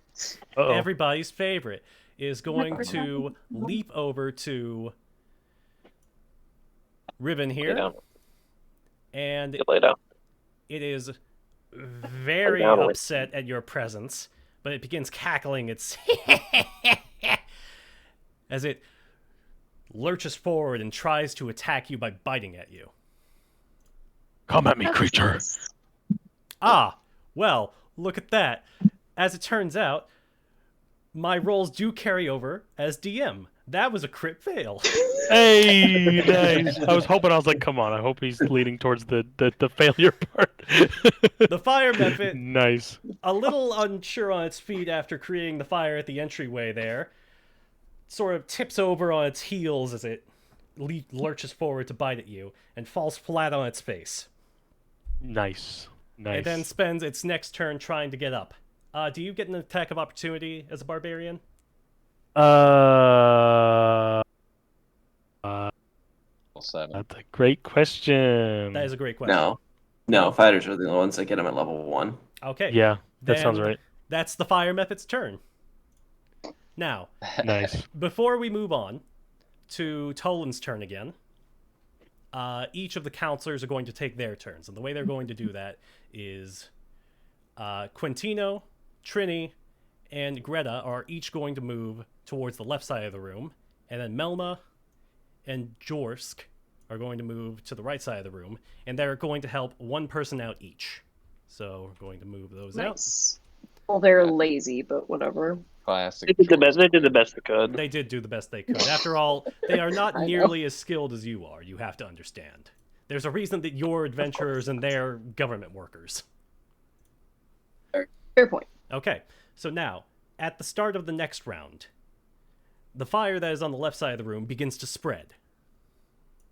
And it's going to go down there. Then suddenly, an additional explosion. And from the top of the room, 4 new squares of fire have suddenly burst through and start spreading through the area. So, Lovely. more Nice. concern. All right. Alright, so Great. use one more turn getting people out of here, and then those chuckleheads get their people out of here. We'll have enough to form this conga line. I think At if this exact even- point, 11 people have been rescued. So, Right. at Yeah. We go So out. if we get 6 people out, then there would be more than enough to form the assembly line or conga line, whatever you want to call it. Mhm. I can start whipping people into shape. Or is that going to require like yelling at them or something, or You can they can, because you're understand already direction? directing them out, you can tell Okay. them as you're sending them out, go form the line. Yeah, get And like some they'll, buckets. you know, they're old timey. They've dealt with fires in their small community before. They know what that would mean. Fire bad, get the buckets, guys. Okay, so does that mean Tolan and Good Barrel are spending your 2 turns again? Same thing, right side of the room. Yep. I'm Yep. I'm good for that. Okay, Yeah. 6 more people. All right, and then again, you can move your 10 feet if you so desire, or you can just stay on the side of the room. How many people are left? 1, 2, 3, 4, 5, 6. Yeah, let's just go ahead. Stay on this. I'm gonna like move here so that Yeah. I'm like ready to jump to the other side of the room on the Yeah. next turn. Idea. Okay. All right, with that done, Ribbon, it is now your turn. So Riven will look at the fire method, and as it's like completely missed him, and he'll just like look at it with this like anger on his face, like you made a grave mistake, and he will start raging. I don't know if I think rage takes an action, right? Yes, I believe so. Okay, so Yes. he's going to fly into a rage. Now I had a question, of course. Already this is coming up. So with my draconic rage, which I get at level 1. Mm-hmm. I have the ability to increase because I get additional rage damage of 2 to my attacks, but I can bump it up to 4. However, and this is the wording from Archives of Nethys, is that I can increase the additional damage from rage from 2 to 4 and change its damage type to match that of my dragon's breath weapon instead of the damage type of the weapon or unarmed attack. So the damage type is fire, which the main reason I'm asking this is because I want to increase the damage, but I don't want to change the element. So But I don't know if I can do that. the exact wording is while raging, you can increase the additional damage from rage from 2 to 4 and change its damage type to match that of your dragon's breath weapon. So I assume if you increase it from 2 to 4, you change the damage type. Okay, so I have to take that additional. Okay, got it. Yes. In that case, I won't take that effect. Okay. I'll just keep it at 2, so that way I can. Because I mean, Riven's not the smartest guy in the world, but he's pretty sure that fire on fire is not going to work. Everyone knows you fight fire with fire, guys. That's the way to do it. I was ready to say. Exactly. All right, and after raging, Riven is going to take his first attack of the campaign. All right, let's see it. I believe it's with his battle axe. Here we go. Take this, foul creature. Nice. Oh, 26. Okay, so you did not quite crit the fireman. Wow. Definitely hit Wow. That's crazy. that. Okay, 1d8. It's a quick one. Yeah, but that's a very strong hit, so go ahead and roll damage for that. I mean, 1d8 plus 4 plus 2 from being From- angry. Yep. You should be able And to turn on your raid through Not Dang. min damage. oh yeah, and shoot. do your like regular hits and all. It should add it all up because I was barbarian on that other campaign. And it's almost like it's almost like you've already played a barbarian or something. Yeah. So drag and drop the like where it says affect rage. Drag and drop that onto your token. If I see now. It's in the chat right now too. How do I? Hang on, I So got it there's, like- for you. Might be able to just Okay, go thank to you. feats. Well, and just click. Well, why? Yeah, because I was trying to do that and like drag it from feats, but it's not letting me like drag it at all. Might just Did click you it just from there. that little like suitcase that says affect :rage? You can drag. And Oh, drop I that see on now. your Got token. it. Mizzle, Alright, so you got it? suitcase. Alright, Yes, there I you go, did. Raging. All right, Cool. perfect. All right, so 7 damage for the first attack. Yeah. Okay. So And as you bring your then- battle axe down on him, It's not the cleanest hit in the world. You seem to sort of like twist your axe the last possible second, so it's not a perfectly clean hit. However, it still deals a pretty significant hit to the tinier creature. He is not bloodied from that, but he is very wounded. You Okay. just spank him with the broadside of the axe there. Maybe. Like a pat. And I will take another attack as my final action. All right. It's +2. Do that. Come on, Riven. 13. That is a miss. And he like buries it into the ground next to the method on his second attack, and that's all Riven can do. All right. All right, Zeno, what's up? Still in the middle of the room, fellas. All right. Indeed. Why are the squares changing colors? It represents each action. So as it changes color, that represents you're on your second action for yellow, and then it changes again for third action. I see. All right. Well, All right, so one action left. I can't hit him from here. Actually, I lied. I can, but Oh. I think I'm pretty sure that my little eye lasers are actually fire damage. I'd have to double check that though. I put it into your character sheet. Yes, those are fire damage. Okay, so yeah, I won't. Do we know Won't do it that good. that's not gonna hurt him? If he's probably resistant to fire, so I'd probably do half damage if I did hit. I'll just move more. I'll flank this guy. There we go. All right. And that's all I can do. So All right, Bolin, what are you doing? I am running still. Can I go over the benches? Yeah, totally. I mean, you can just leap over them. You're, an adventuring type, even though you are second to your younger sister. You can vaulting over a bench is no problem for you. Okay. So I'm going to come here. So that's 2 actions. two actions. So then Okay. I'm going to take my clan dagger. Okay. I think it's actually in here. Yes, it is. Sweet. I'm gonna just try and slice at him. Is it not better to punch? It would be, but I would assume that I would take more damage for that. But I guess not. And also, it did not roll for it. That's. I guess I will just punch though if I can, because I assumed because it's like on fire. You can do a recall That wouldn't knowledge. be a good idea. Yeah, you can do a recall knowledge roll to see if it'll hurt you. Is it free action, or is that will that take That's an a free action action. Free action. Okay. Would that just be like? What would I You roll for should that? have recall knowledge. Otherwise, just make it an intelligence roll.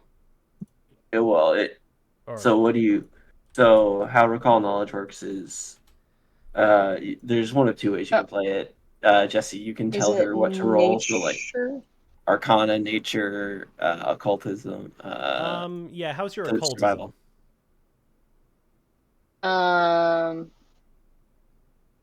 That's a question. Yeah, you can do either occultism or nature, I would say. I don't know. Oh, okay. So I'm gonna do nature then, because that's a +3. Okay, sounds good. Can I roll on here? I've never had to roll for like any of those things because my characters are never good at them. There we go. Okay. Nice. With that roll, you know that it's not exactly going to be the most pleasant experience touching his skin. It's going to be far warmer than a normal creature, but it's not going to hurt you insofar as you will take damage from it. So, Cool. punch That away. is what I like to hear. I will do that. Wait, why is that? It says it's a +6 on melee for fist. Oh, because I have powerful fist, which is a +7 don't know where that would be at on. Should be under feats. Feats? So Okay. you're There we go. How do I roll for that? So- You just roll your attack, but that applies to damage, not to attack. So it's still a +2 to attack, should be. Or a +6? What do you take? +7. +7, okay, yeah. So just roll d20 with +7 then? Because Yeah. it's not. mhm. Okay. Sorry, again, I've never had feats. Every time that I've played, it's always just been slashing things. So this is an adjustment. Yeah, a little. Okay, there we go. Ooh. Little. All right, that's a hit. Awesome. Ouch. My damage. All right, so And roll your damage. Damage is going to be d6 +1. All right, let's see it. Okay. Okay. And Not bad, not bad. 4 additional damage taken. You punch that thing square in its stupid long nose. And as you do that, teeth go flying out of its mouth behind you, leaving behind a streak of blood out of its mouth. It is Sick. quite angry looking. But that's all you can do right now. Okay. Yep. So, sorry, just did that really well, guys. Just punched Okay. a method. So the Mephit is very, very angry at you right now. So what it's going to do is it's going to take a 5-foot step Awesome. this way, and it's going to prepare 2 actions to. Oh, I know I can. Yes, it is going to breathe fire. That So sounds roll a like reflex save. it would do that. Yeah, actually, it's going to do this in a cone, so this is actually going to hit Riven as well. So Riven and Bolin both roll reflex saves. Awesome. Okay. Reflex is fine. Hey, Oh, it's yo. fine. Hey, Okay, yes. skadoosh. Dude, I did not remember that I Ooh, had okay, +8. 24. Okay, so the Mephit takes a couple seconds in order to build up its fire attack. It's not subtle at all about this. So as it's sort of building up this energy, both Ribbon and Bolin just sort of like turn their heads at like, just come on, really? And they both hit the deck. And then the Mephit breathes out its fire, missing both of you completely. However, as a result of that action, it does light the bench behind you on fire. A little bit. Amazing. Yikes. But both of you Oh, are a little perfectly bit. fine. Oh, that's good. And now the Mephit is sort of breathing heavily. It's like it expended all of this energy trying desperately in order to perform this attack. And you get the Fire feeling it's Mephit going to with be a asthma. little bit before it could do that attack again. Sweet. Okay, so now we're back at the bottom of the round. Once again, the esteemed counselors are going to make their pass down through here. And they are going to each rescue more of the people. So they're each going to get 1 out. Okay, so now that's done. Now, as we enter into the top of the round again, the fire is going to begin spreading. Now, the larger Wonderful. fire at the top here is going to be spreading at a much faster rate. And then this fire is going to continue growing as well. Okay. So, All right. So what's going on outside though? Now So that enough outside- people have been- at this particular point, the line has started forming. So you can see them sort of shuffling. Again, it's only been sort of 6 seconds since you got the last people needed to form the line outside. So they are in the process of forming the line, getting everyone together, and the people at the very back have started filling up buckets. So you anticipate that in a couple more seconds, the person is going to show up at the door here at the bottom with the first bucket. Okay, so should we start making other people in here continue on that line, get them out of the building, or do we use the buckets? So, because the townspeople do not have a strong constitution as the rest of you, Yeah, I they figured you were gonna say will something like they're going to stay out for their own safety because they will not last in the fire, in the smoke, as long as you will. So they will bring the buckets to the door with the expectation that you will be handling it from there. We will do the things. And then you will do the And- things, yes. Cool. Can Bite take the buckets, Josh? Yeah, he can.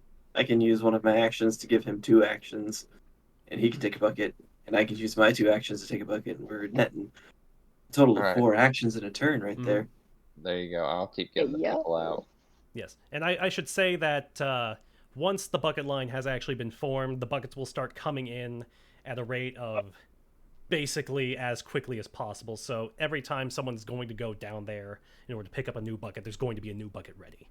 But there's no bucket this turn. There's no bucket this turn. The first bucket you can expect at the start of next turn, just based on how quickly they're forming the line outside. And you can sort of see out there at a quick glance, since you're right there by the door, that they're forming the line, but it's not ready yet. Okay. So, yeah. Makes Okay. sense. Oh. So, yes, Tolan, it is your so- turn. So we can get 2 people out on our turn if we're just working by ourselves, correct? That's right. And And then the council people are making their way down as well, so... yeah, keep and there's that 2 in. on this side.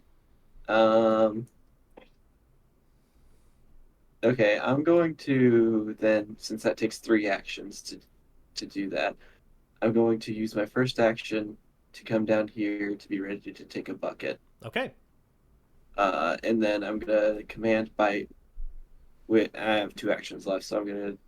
He might need. No, he just needs 2 actions.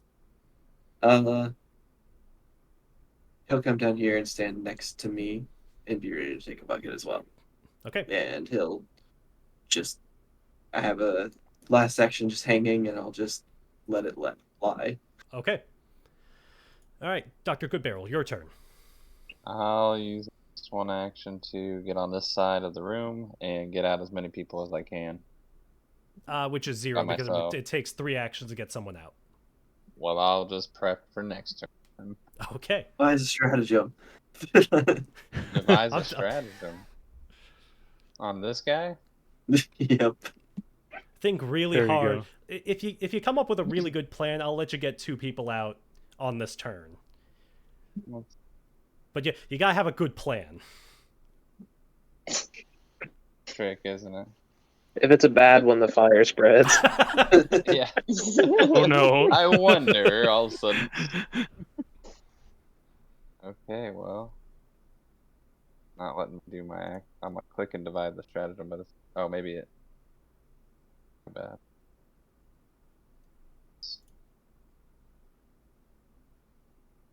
Just keeps putting it up in the. Just roll a d20. Yeah. It's Oh, just okay, a d20. It fine. doesn't have anything applied to it, so. All right, that's It's an okay nah plan. plan. That's an all right plan. It's not the best plan you've ever had. We'll see. We'll see. Use that. Strike later this round using that. I'm not gonna strike. It's fine. Yeah, I'm it's just fine. gonna prep for next turn. Okay, sounds good. All right, Ribbon. All right, Riven's gonna try to go for the kill. All right, let's see it. Come on, Riven. Come on, come on, come on. Not armed. Oh, I see now. Hang on. That. I think what I would have wanted to do there was pursue a lead, but I'll Okay. worry about that next turn. 21. Oh yeah, All that's right, fair. 21 is a hit. Nice. Hot dice tonight. D8. That's a D12. And he's flanked too. That's a 10. I'm an idiot. There we go. Plus 6.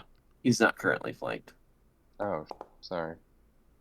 Ooh, 12 that's 12 damage right there. All right. I'm going to be honest with you guys. I've wanted to say this for a while. Riven, how would you like to do this?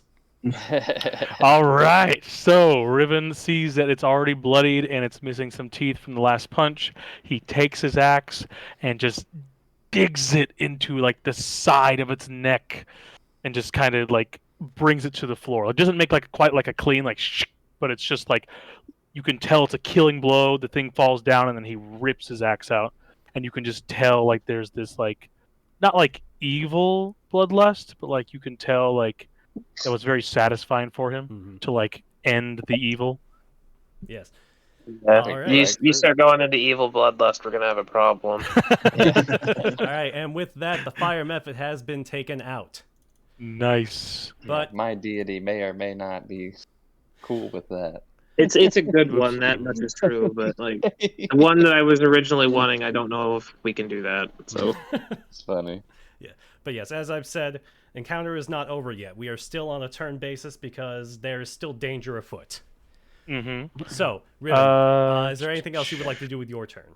So I have 2 more actions. Yes. So it takes 3 to actually save somebody, That's correct. and then I can't do anything with the fire unless I go get a bucket of water. Correct? That's correct. Okay. Yeah. So I guess I look I'll over at you. What's up? Is it dead? I think so. I got So right in its pat yourself neck. on the back later, and let's get this fire put out. Yes, we must get to it. Yeah, I think he's just gonna walk towards the entrance. Mhm. So 5.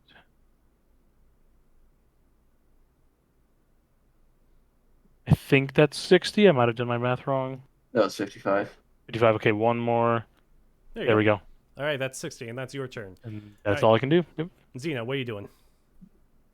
whose turn comes after mine? Bolin comes after yours. Do you just want to save 6 people? Sure. Okay, let's just do that then. Okay. All right, 6 people on their way out. All right. And we're getting pretty close to completion here. So, bottom of the turn, once again, the counselors are going to make their way down. And they are, once again, each going to be saving 1 person. So, get those out. All right. Now, we go back to the top of the round. Now, a couple things are happening at this exact moment. The first thing is that at this point, the black smoke in the room has started billowing so much that it is becoming nearly impossible to breathe. Everyone who is not named Zeno is going to be taking 1d6 of fire damage at the end of your turns. Oof. From here on out. So Great. be aware of that. I'll make sure you get that. So nobody try and pull a fast one. And in addition to that, the fire is going to continue spreading. Now, with where it's spread over here, Zeno is now standing directly next to it. If you end your turn standing next to fire, you will take damage for that. If you end your turn inside fire, you'll take even more damage. So I would recommend against standing in fire. But, Don't tell him how to live my not life. But yeah, I'm not your mom. So, you know. They do be a robot.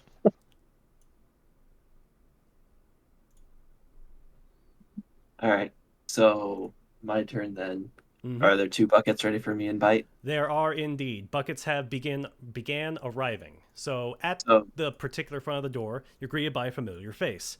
Warble has formed the very front of the bucket line and smiles at you tentatively as she hands you a bucket for yourself and a bucket for Bite. Thank you. And I assume it's an action to grab. Yes, 1 action to grab. All right, so action to grab, action to command, Bite use one of his actions to grab. We each have 1 action left. We each move the full complement of our movement into the room.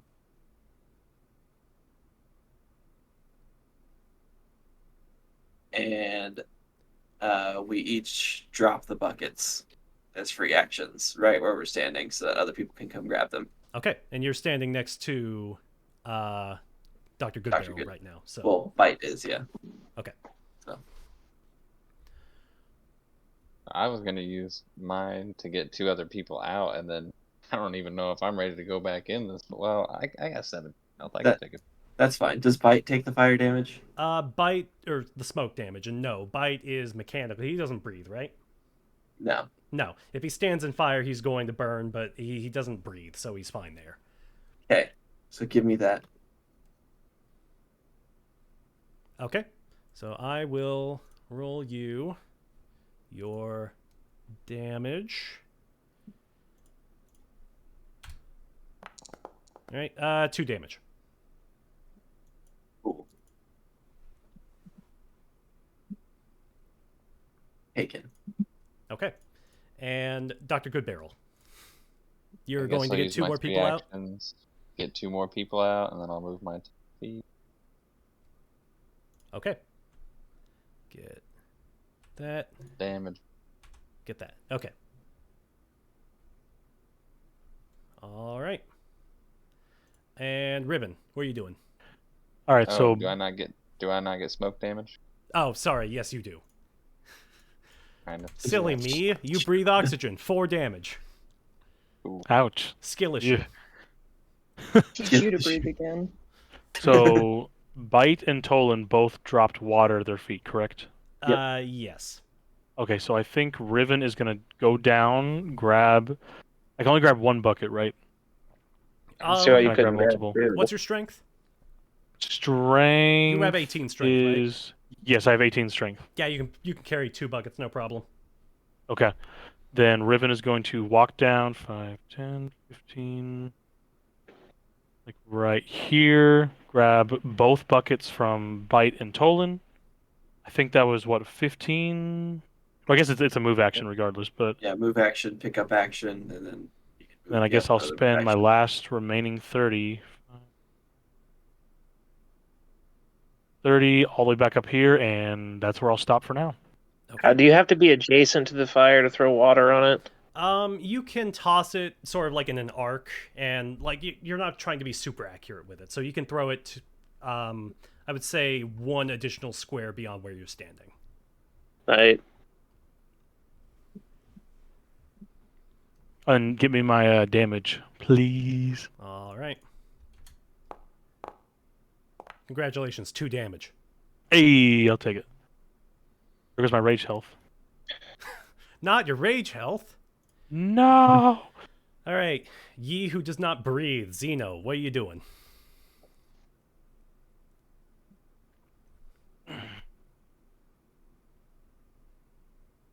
Sorry, say that again.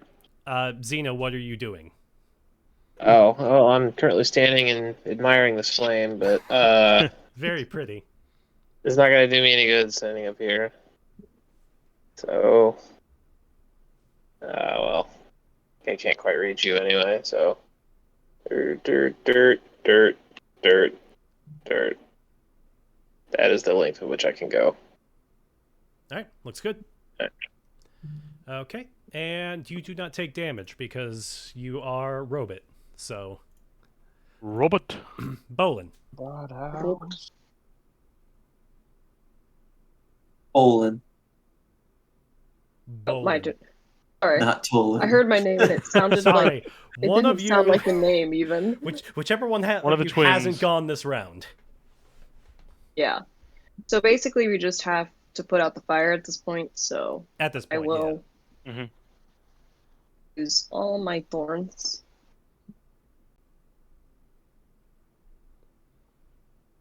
And just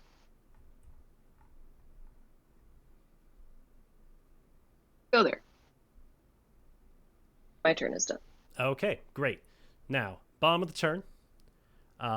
The counselors are going to make their moves towards the door, and as they are escorting the final people out,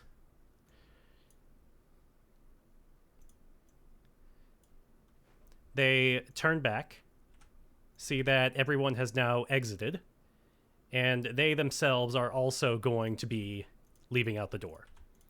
So, congratulations. You all have at this point solved the first part of the encounter. So, all of Yay. the townspeople have been saved. No casualties to the fire or the smoke from the townspeople. Yay! Good. We're good at this game or something. Yeah, Now it's we're almost gonna like die. y'all planned or something. Okay, but We're now, gonna Yeah, get I didn't get a- any fire damage. oh, my bad. It's Forgot okay. about that. Thirsty. Old To be GM's fair, got 5 smoke damage for you.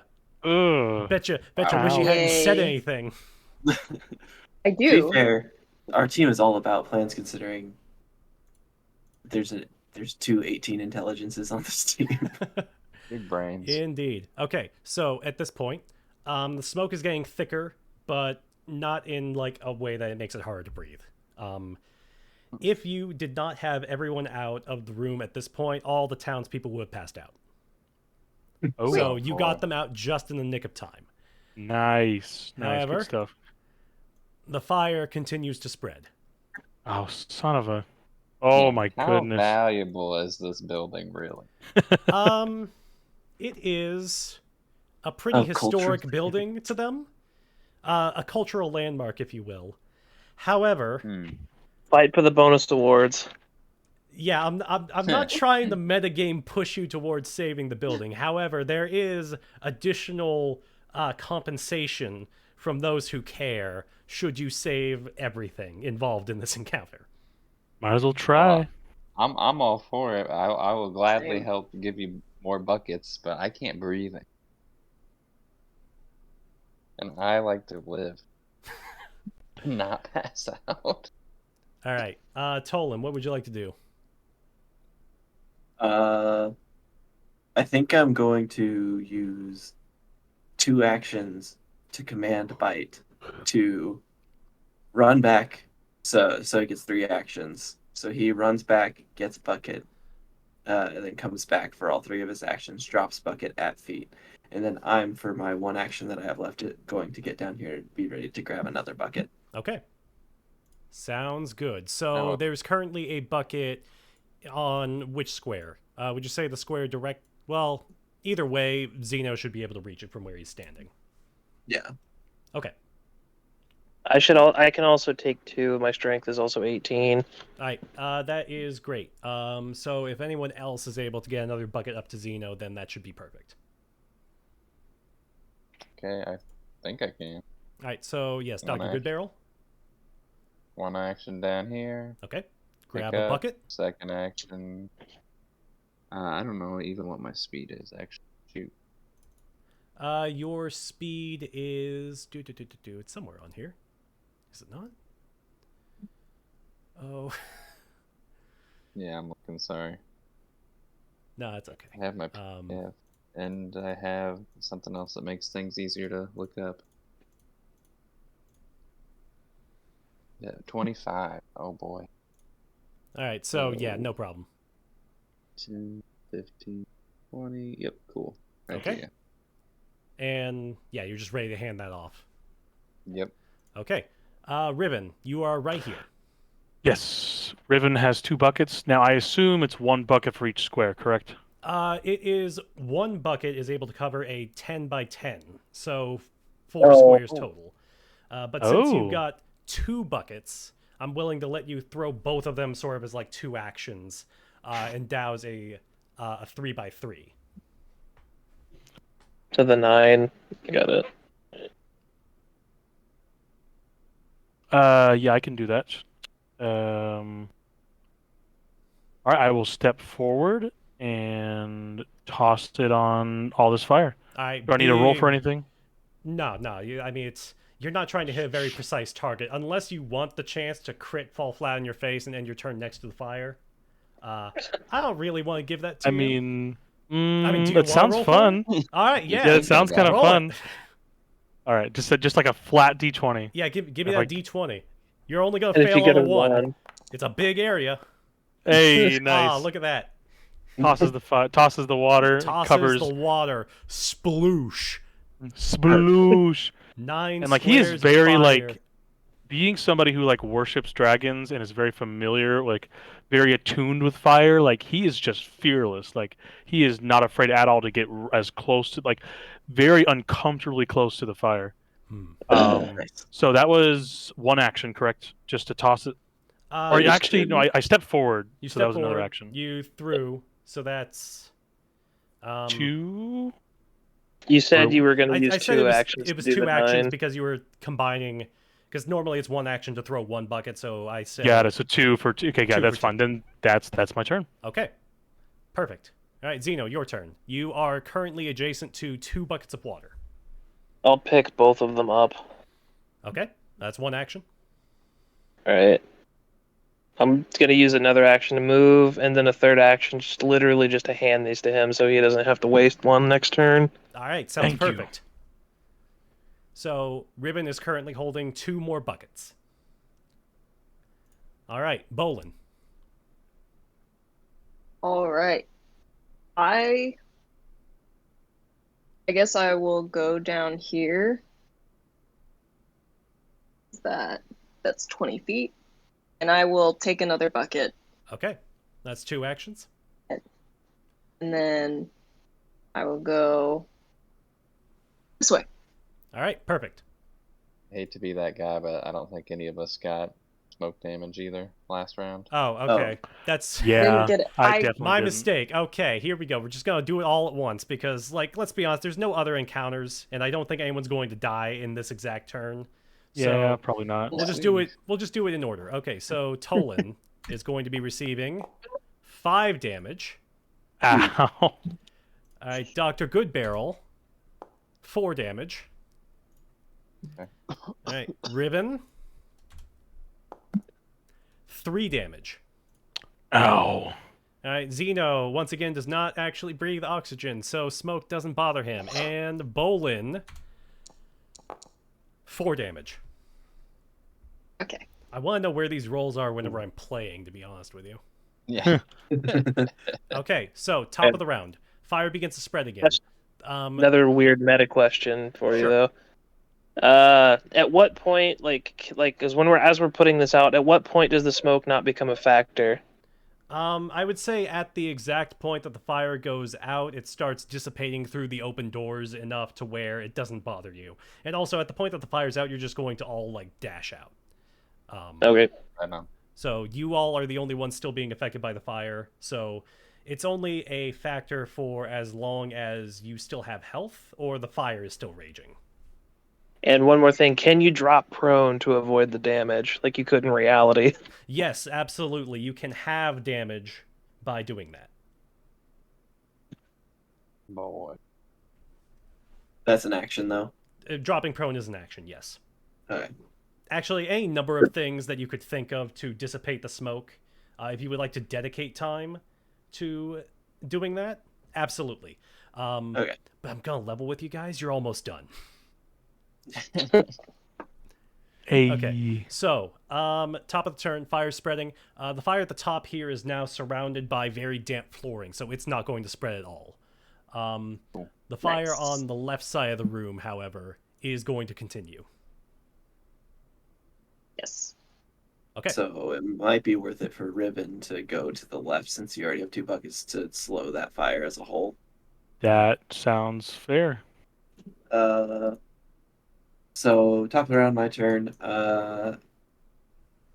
I will grab bucket, run back as total 2 actions for me. So I have 1 bucket. Wait, how far was that? That's 20. Yeah, it's 20 feet. No problem. All right, so that's my full movement. So I'm gonna have the bucket here, and I will just drop it so someone can grab it. Mhm.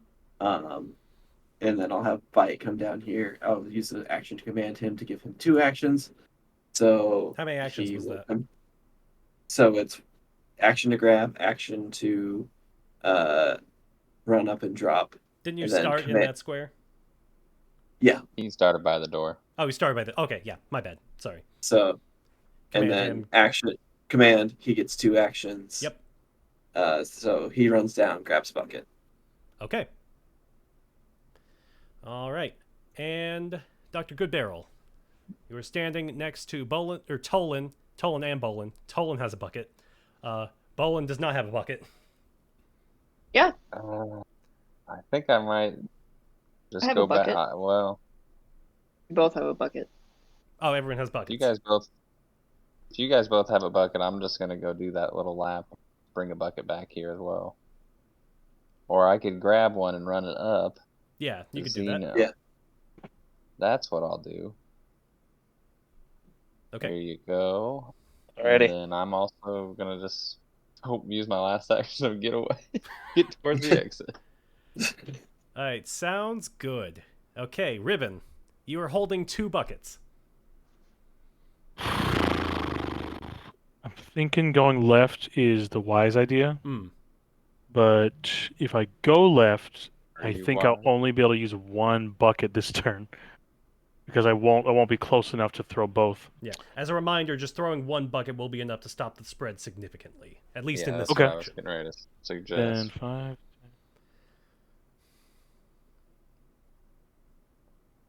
I will stop here. That'll be 2 move actions, Yep. and then I'll use the last one to fire. All Or right. Douse the That's fire. 1 bucket used, 4 fire squares gone. And for funsies, I will roll again. All right, yeah, sure. Roll again. Just to see if I'm bad. Okay, no natural 1.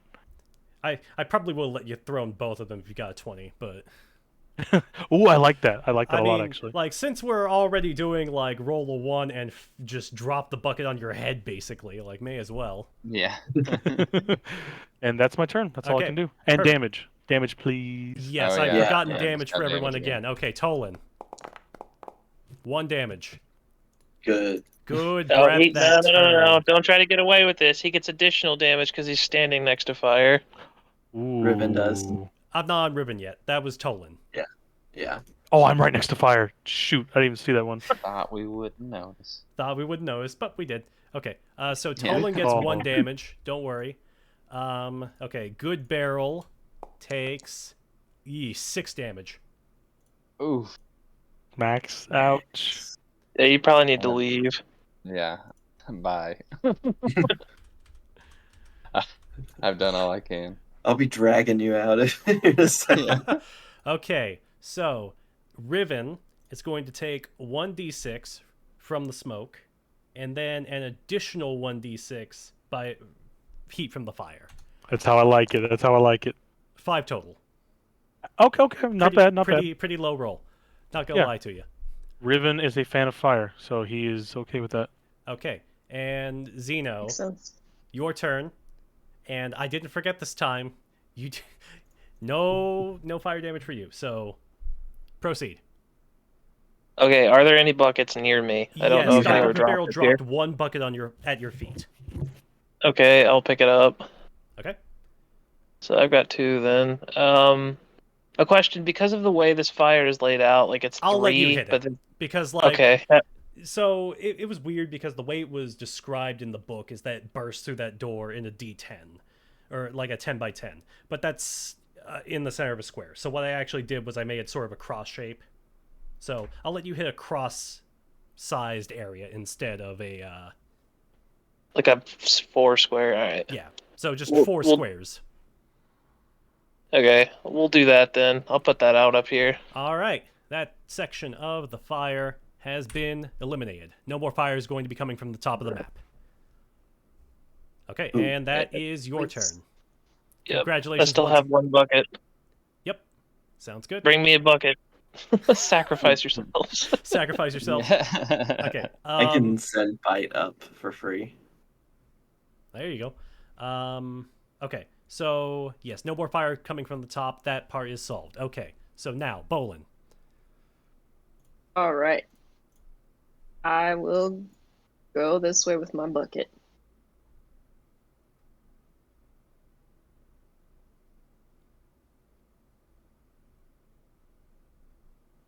Does that count as next to fire? No.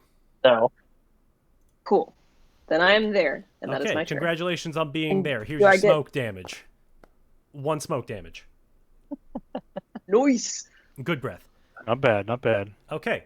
So, once again, the fire is no longer spreading on the left side there because it's now sort of dampened in the area. So, no concerns there. Now, the smoke at this Should point... I not have gone left then? Hmm? It's fine. It's fine. Never mind. You guys are almost done. Don't worry. Okay, so the smoke is incredibly thick at this point. You have serious doubts that anyone of normal constitution would have survived this long. But that's okay because you're heroes. So Tolan, your turn. As it stands right now, I'm going to use 2 actions to command Bite to give him 3 actions, and I'm going to drop prone. Okay. All right, so command Bite. Yep, and Bite has Bucket in hand, so he has 3 actions, so he's going to move. He can take the fire damage. Yeah, he's taken nothing so far, and like it's not going Yeah. to be that intense for him. So he'll move right there, and I'm assuming that he can't throw a bucket because he's just carrying it in his jaws. yes, I would say that he would have very big difficulty actually maneuvering a bucket to effectively like toss water out of it. Or since I'm standing next to it next turn, if this fire isn't out, I can just set the bucket down and kick it over. Yes, that you can do. But yes, in terms of like launching it 10 feet into a 10 by 10 square, no, can't do that. Yeah. But yes, he can totally tip a bucket over. That's not a problem. So Okay. Tolan dropped prone to Tolan have drops the fire prone, so damage. you'll be taking half damage from the smoke this turn, so 1 damage. Okay. And since he is standing next to the fire, Bite is going to be receiving 1 damage. Cool. Okay. So, Dr. Goodbarrel, you are in a bad sort. See if I can do this. What? Why won't it roll this for me? What are you It's trying a medicine Patch check. up your lungs. See if I can't give myself a little health and keep helping. Take a the shot out of DC an is inhaler? 15. Oof. That's All right, not boys, gonna that's cut it for me. Okay. Dr. Goodbarrel has left the building. Actually, I'm gonna leave you here so you can still see what's going on. Wow, you are really low. Oh my I goodness. can't. That's like I can't bandage my lungs. Yeah, but yeah, That's crazy. Zach, I am gonna leave your token there so you can still see what's going on. But for all intents and purposes, you are out of the building and are not going to be taking smoke damage. He's like sticking tried his to- head out the window just to get air, and then like staying inside to keep sights on You everybody. guys got this. Okay, but yes, you're outside the building, so no more smoke damage. Okay, Ribbon. All right, Riven still has a bucket. Okay. So I'm tempted to put out this fire right next to me, but Now, keep in mind I the think Bite is Bite's got standing it. next to that one. Yeah, with Bite's got with a bucket. that. So I'm thinking of going here. No. Hold up before you do that. Couldn't you just take a bucket from someone near you and then throw it in the huge area? Ooh. Bolin, do you have a bucket? I do. Okay. So yes, do you want to spend 1 action grabbing Bolin's bucket? Or you could grab Bite, actually, too. here's what you could do. You could hold initiative if you wanted to, and then wait for Bolin to hand you his bucket. I don't hate that, but then that means I'm standing next to the fire still. It's So not your turn yet. You're holding. Yeah, if that you- would happen at the end of the round. Oh, you're If you- right. if you- It's You at are the end of correct. your turn. Then delay I shall. Riven delays. Okay, you are delaying your turn until after Bolin's turn. Mm-hmm. Okay, Zeno, your turn. Olin, hand me your bucket. All right. I'm going to use 2 actions to move here, and then I'm going to take the water bucket from Bite. Okay. All right, that's your turn then. Yep. All right, Bolin. So I should be able to take care of whatever you don't hit. Yes. Okay. I hand my bucket to Ribbon as Thank an you. action. And after that, get the hell out, so you don't die. Yeah. Agreed.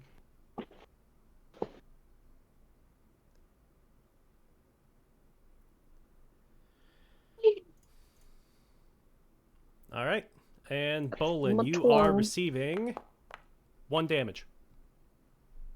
I Yeah, can- there's I can those deal. ones. Nice.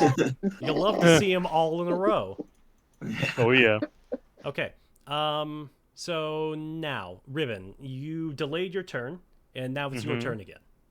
Okay, so I'm thinking of originally stepping here Okay. and then using my last 2 actions to douse out. Am I able to hit all the fire, or how much I am would I able say to that get? like you can sort of like take your 2 hands because you're that strong and sort of like push them out in like different directions. So it's going to hit sort of like an area over here and then an area over here. So As with always, I'd like to roll and see all if right, anything goes wrong. yep, So roll it. Like, why not give you a Okay. chance for failure? Like, I did a really crappy job, but But yeah, that's all it takes, and that fire is out. And you nice. are taking 1d6. 3 damage. Okay, not bad, not bad. I am Okay. very low, but I'm okay. Okay. Top of the turn again. Just 1 fire left. The smoke has started dissipating out, but it's still present because fire is still burning. Delay. You delay? Yeah. Okay. Dr. Goodbarrel is out of the picture. Zeno. all right, I'm just gonna douse that last fire bit. So Okay. Go for it. And sploosh. Done. Alright. The fire has now been fully extinguished, and it is no longer a concern. Yay. You all can now Nice. safely, comfortably make your way out of the building without having to worry about fire damage. Yay! We did it! We did it! Huzzah! Zima. Yay! We did it. Verily, We saved the day. you did save the day. Now, I'm just going to laying tell on you, the you're ground. not I going to look get like experience from this because we're doing milestones. But a job well done. Nice. That's all that matters. My guy's Okay. just laying on Muy the ground bien. looking like a chimney sweep covered in ash. Like, Yeah, Riven is not doing good. Riven is down to 6 HP minus his rage. Yeah, out of Yeah, I'm gonna 19. patch you up. we Okay. got some lay on hands action. It's like you might fix it with bandages, but I pray it away. Perfect. I can also actually help patch people up, so I can actually aid and stuff. But I assume that we're gonna we might have ample time to rest. I don't know. Okay, so you're going to have ample time to rest up, so don't like expend major resources at this point. Thank goodness. Sorry, metagaming again, but like, just don't chug a bunch of potions, all right? We don't even have any, so yeah, we're good. Y'all should have bought some potions. Again, I spent all my money. Yeah, that's fair. Okay, so while you all are sort of getting your composure as you march out of the building after your heroic actions, you begin to observe the crowd. Families huddled together, grateful for the opportunity to hold their beloved ones again. Many are seated on the ground, visibly shaken by what's happened. Others still are pushing their way through the mass of people, shouting out for their friends, seeking to confirm that they made it out of the burning building safely. After several minutes of this, the soot-stained counselors emerge from the crowd and size you up, an appreciative sparkle in their eyes. Greta Gardania, ever the leader, trails behind the rest of the counselors as she checks up on the townspeople around her. She hugs several of the townspeople as she makes her way forward, while others wearily clap her on the back in thanks for their lives. As she arrives in line with the rest of the counselors, her face shifts from one of thanks and concern to an expression of determination. She lets out a swift, sharp whistle to get the crowd's attention. What manner of madness just happened? This can be no accident. Did anyone see anything? Now, at this point, the 2 guards who were stationed outside of the doors step forward, and one of them raises his hand, and then his voice. "Aye!" he calls out in an unnerved tone. "The clerk saw everything. The culprit was none other than that cad of a bookseller's apprentice, Calmont." A brief murmur rises from the crowd. Many recognize the name of this man. "Calmont lit the fires in the hall next to the chamber. He also let loose that monster on the crowd." 2 humans in official-looking garb, the clerks, you assume, meekly nod in assent. "Indeed," calls out a second guard, her voice coarse from exposure to the thick black smoke. "And witnesses outside the building saw the cad run off towards Hell Knight Hill." The murmur of the crowd grows in volume in response to this revelation. Among the concerned voices, the distinct sound from Warble's voice echoed the ever-familiar call, "My bumble brushers!" Greta raises her hand and lets out another sharp whistle. The crowd immediately returns to a hush as a show of respect to their council president. "Friends, shall get to the bottom of this, but we cannot do it alone. In response to these events, I fear that we will need to adjust our agenda for the meeting today to only one petition. Who among the heroes in attendance today are willing to investigate Hell Knight Hill? We shall. Tolan also is just taking off her glasses that are soot covered, and she's trying to clean them a little bit. She's like, huh? She's like, We'll go investigate for you. she's like, we're gonna what now? Right, Greta, recognizing all of you, of course, for your heroic actions just moments before, smiles, nods to all of you, and briefly turns to discuss with the other counselors in a hushed tone of voice. She then turns back after a few moments with a stern expression on her face. What we ask of you is no simple task. Though we have full confidence in your qualifications, please go forth to Citadel All-Terrain, find out what has become of the Bumblebrashers, and bring Calmont to justice. We are prepared to offer you 10 gold pieces each for the contract with the Bumblebrashers, and another 10 for Calmont alive, if at all possible. Above all else, we must get answers for why this crime is committed. In addition, as a personal matter of things, though it was no formal contract, we must show great appreciation for the bravery that you have shown to each of us today by saving not only the town hall, but each and every townsperson in attendance. She shuffles forward to you, reaches into her cloak, and pulls out 2 minor healing potions. Roll for initiative. A gun! Sorry. I see we're not done. I just final boss music starts. You thought the fight was over. No. Sorry, I just heard the reaches into her coat. I was like, Okay. We must thank you for your efforts. Permanently. Okay, so whoever's ready to take notes, 2 minor healing potions, 1 lesser antidote. oh, Got it. 1 lesser anti-plague, Mm-hmm. and everyone gets 50 silver pieces. 50 SP. Got it. All right. So Greta once again nods to you, steps back to be more in line with the rest of the counselors once again, and begins speaking once again. You may have heard some rumors regarding the state of Citadel All-Terrain before coming to this meeting. Some say it's overrun with monsters, others that it's simply a safe haven for isolated travelers. Either of these may have been true in times in past, but rest assured, if Calmont considers it a place of retreat, you will meet treachery there. Rest as you need to. Gather provisions from nearby shops, and be prepared to face any manner of troubles. But once you have finished, make your way to the Citadel as soon as possible. Godspeed, heroes. Greta takes a bow to excuse herself, then turns back to the crowd to continue checking in on the townsfolk. The other members of the council, after a brief nod, turn to follow suit. And I believe that is where we're going to end things today. Okay. Cool. Nice. All right. So that was the first session of Age of Ashes. Sorry, I had to remember what the stupid thing is called again. But good job on a perfect first encounter. That probably could not have gone any smoother than it had. yeah. Very good GMing, Jesse. Nice. Thank Yeah, you. it was a lot Excellent of fun. job. Yeah, I would have never fantastic. guessed that was your first time. You did excellent. Thank you very Yeah, much. you have a, We need to make you sure have a- Josh takes a very long break. Yes. You have a great GM voice. All right. Very good narrating voice. Yeah, Excellent. not bad at all, man. Thank you.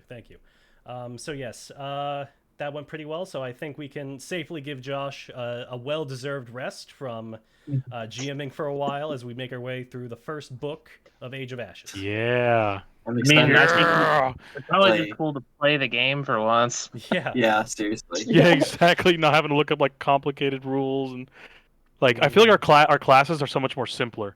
Like our barbarian is just hack and slash and I mean, unless you're Laura, in which case you're playing a character with feats for the first time.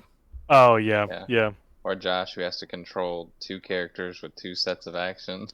No, I Maybe did that things on are as purpose. complicated. Yeah. I did that gotta on have purpose something because I'm to. so used to like GMing. Yeah. I'm like, Yeah. hey, like I used to control like 5 monsters at a time. How would I have like Yeah, I didn't get to do any champion shenanigans because no one took any freaking damage. until fire? Yeah. You Yeah, didn't take until any everyone was attacks. actually dead. Yeah, that's my classic bad rolls in action. It's perfect. Thank you. Yeah, because if that fire had hit either of you, he was gonna have to decide whether or not to damage you or to have your damage and become enfeebled. Mm-hmm. Yeah, it's a really neat champion's ability. I read up a bit on it as I was making your character for this, and like that's a really cool support class, I think. Wow. But what deity were you looking at, Nate? I didn't want to like pause the game whenever we were first. I think it was what was it, Jesse? Like a shearer or something? I don't remember what the yeah. name was. So what I ended up putting down for you was Arshea is the name of the deity. So he Shaya. yeah, it's a neutral good deity, and the idea that needed to happen is it needed to be a neutral good deity so he could take his redeemer champion class. So he specifically wanted that, so it needed to be a neutral good deity of some description. And the trouble we were having was that basically every single deity normally associated with automatons is either lawful neutral or true neutral. So with it doesn't affect your so your deity doesn't affect your champion's path necessarily. It's your or it does, but your alignment is the one that matters for your champion's path. So you have to pick a deity that you can be aligned. So under each deity, it'll tell you what alignments you can have while following that deity. Like Arshea is lawful good, neutral good, and chaotic good can all follow Arshea. Yeah, So it's but your like character. specifically when you're building like the redeemer path for like deity and cause, you have to pick a cause that is exactly in line with your deity. But the caveat was like my character is like supposed to be like a reborn soul. Like they used to be a person but died and kind of got made into an automaton. I was working on the backstory, but like it's there's some kinks that I wanted to work out. So when he asked me about it, I didn't really know what to say. Yeah. So your champion cause has to match your alignment exactly. Okay. So he could follow like what automaton gods was he looking at? He didn't From have a one sign-up. listed, but Fine. I just pulled up like automaton stuff. But yeah, presumably I just did it wrong essentially. Okay. Because No, like, no worries. if that's how it works, then I was just trying to put his character sheet in, and I just missed a setting probably. That sounds That's the fair. most likely thing. But anyway, but yeah, so that's about where we ended up today. So we'll sort that out for next time. Okay. So yeah, now would be the time to actually end the stream. So good session, guys. Glad to have Good you, session. and we'll see you back next time. See Yeah. y'all later.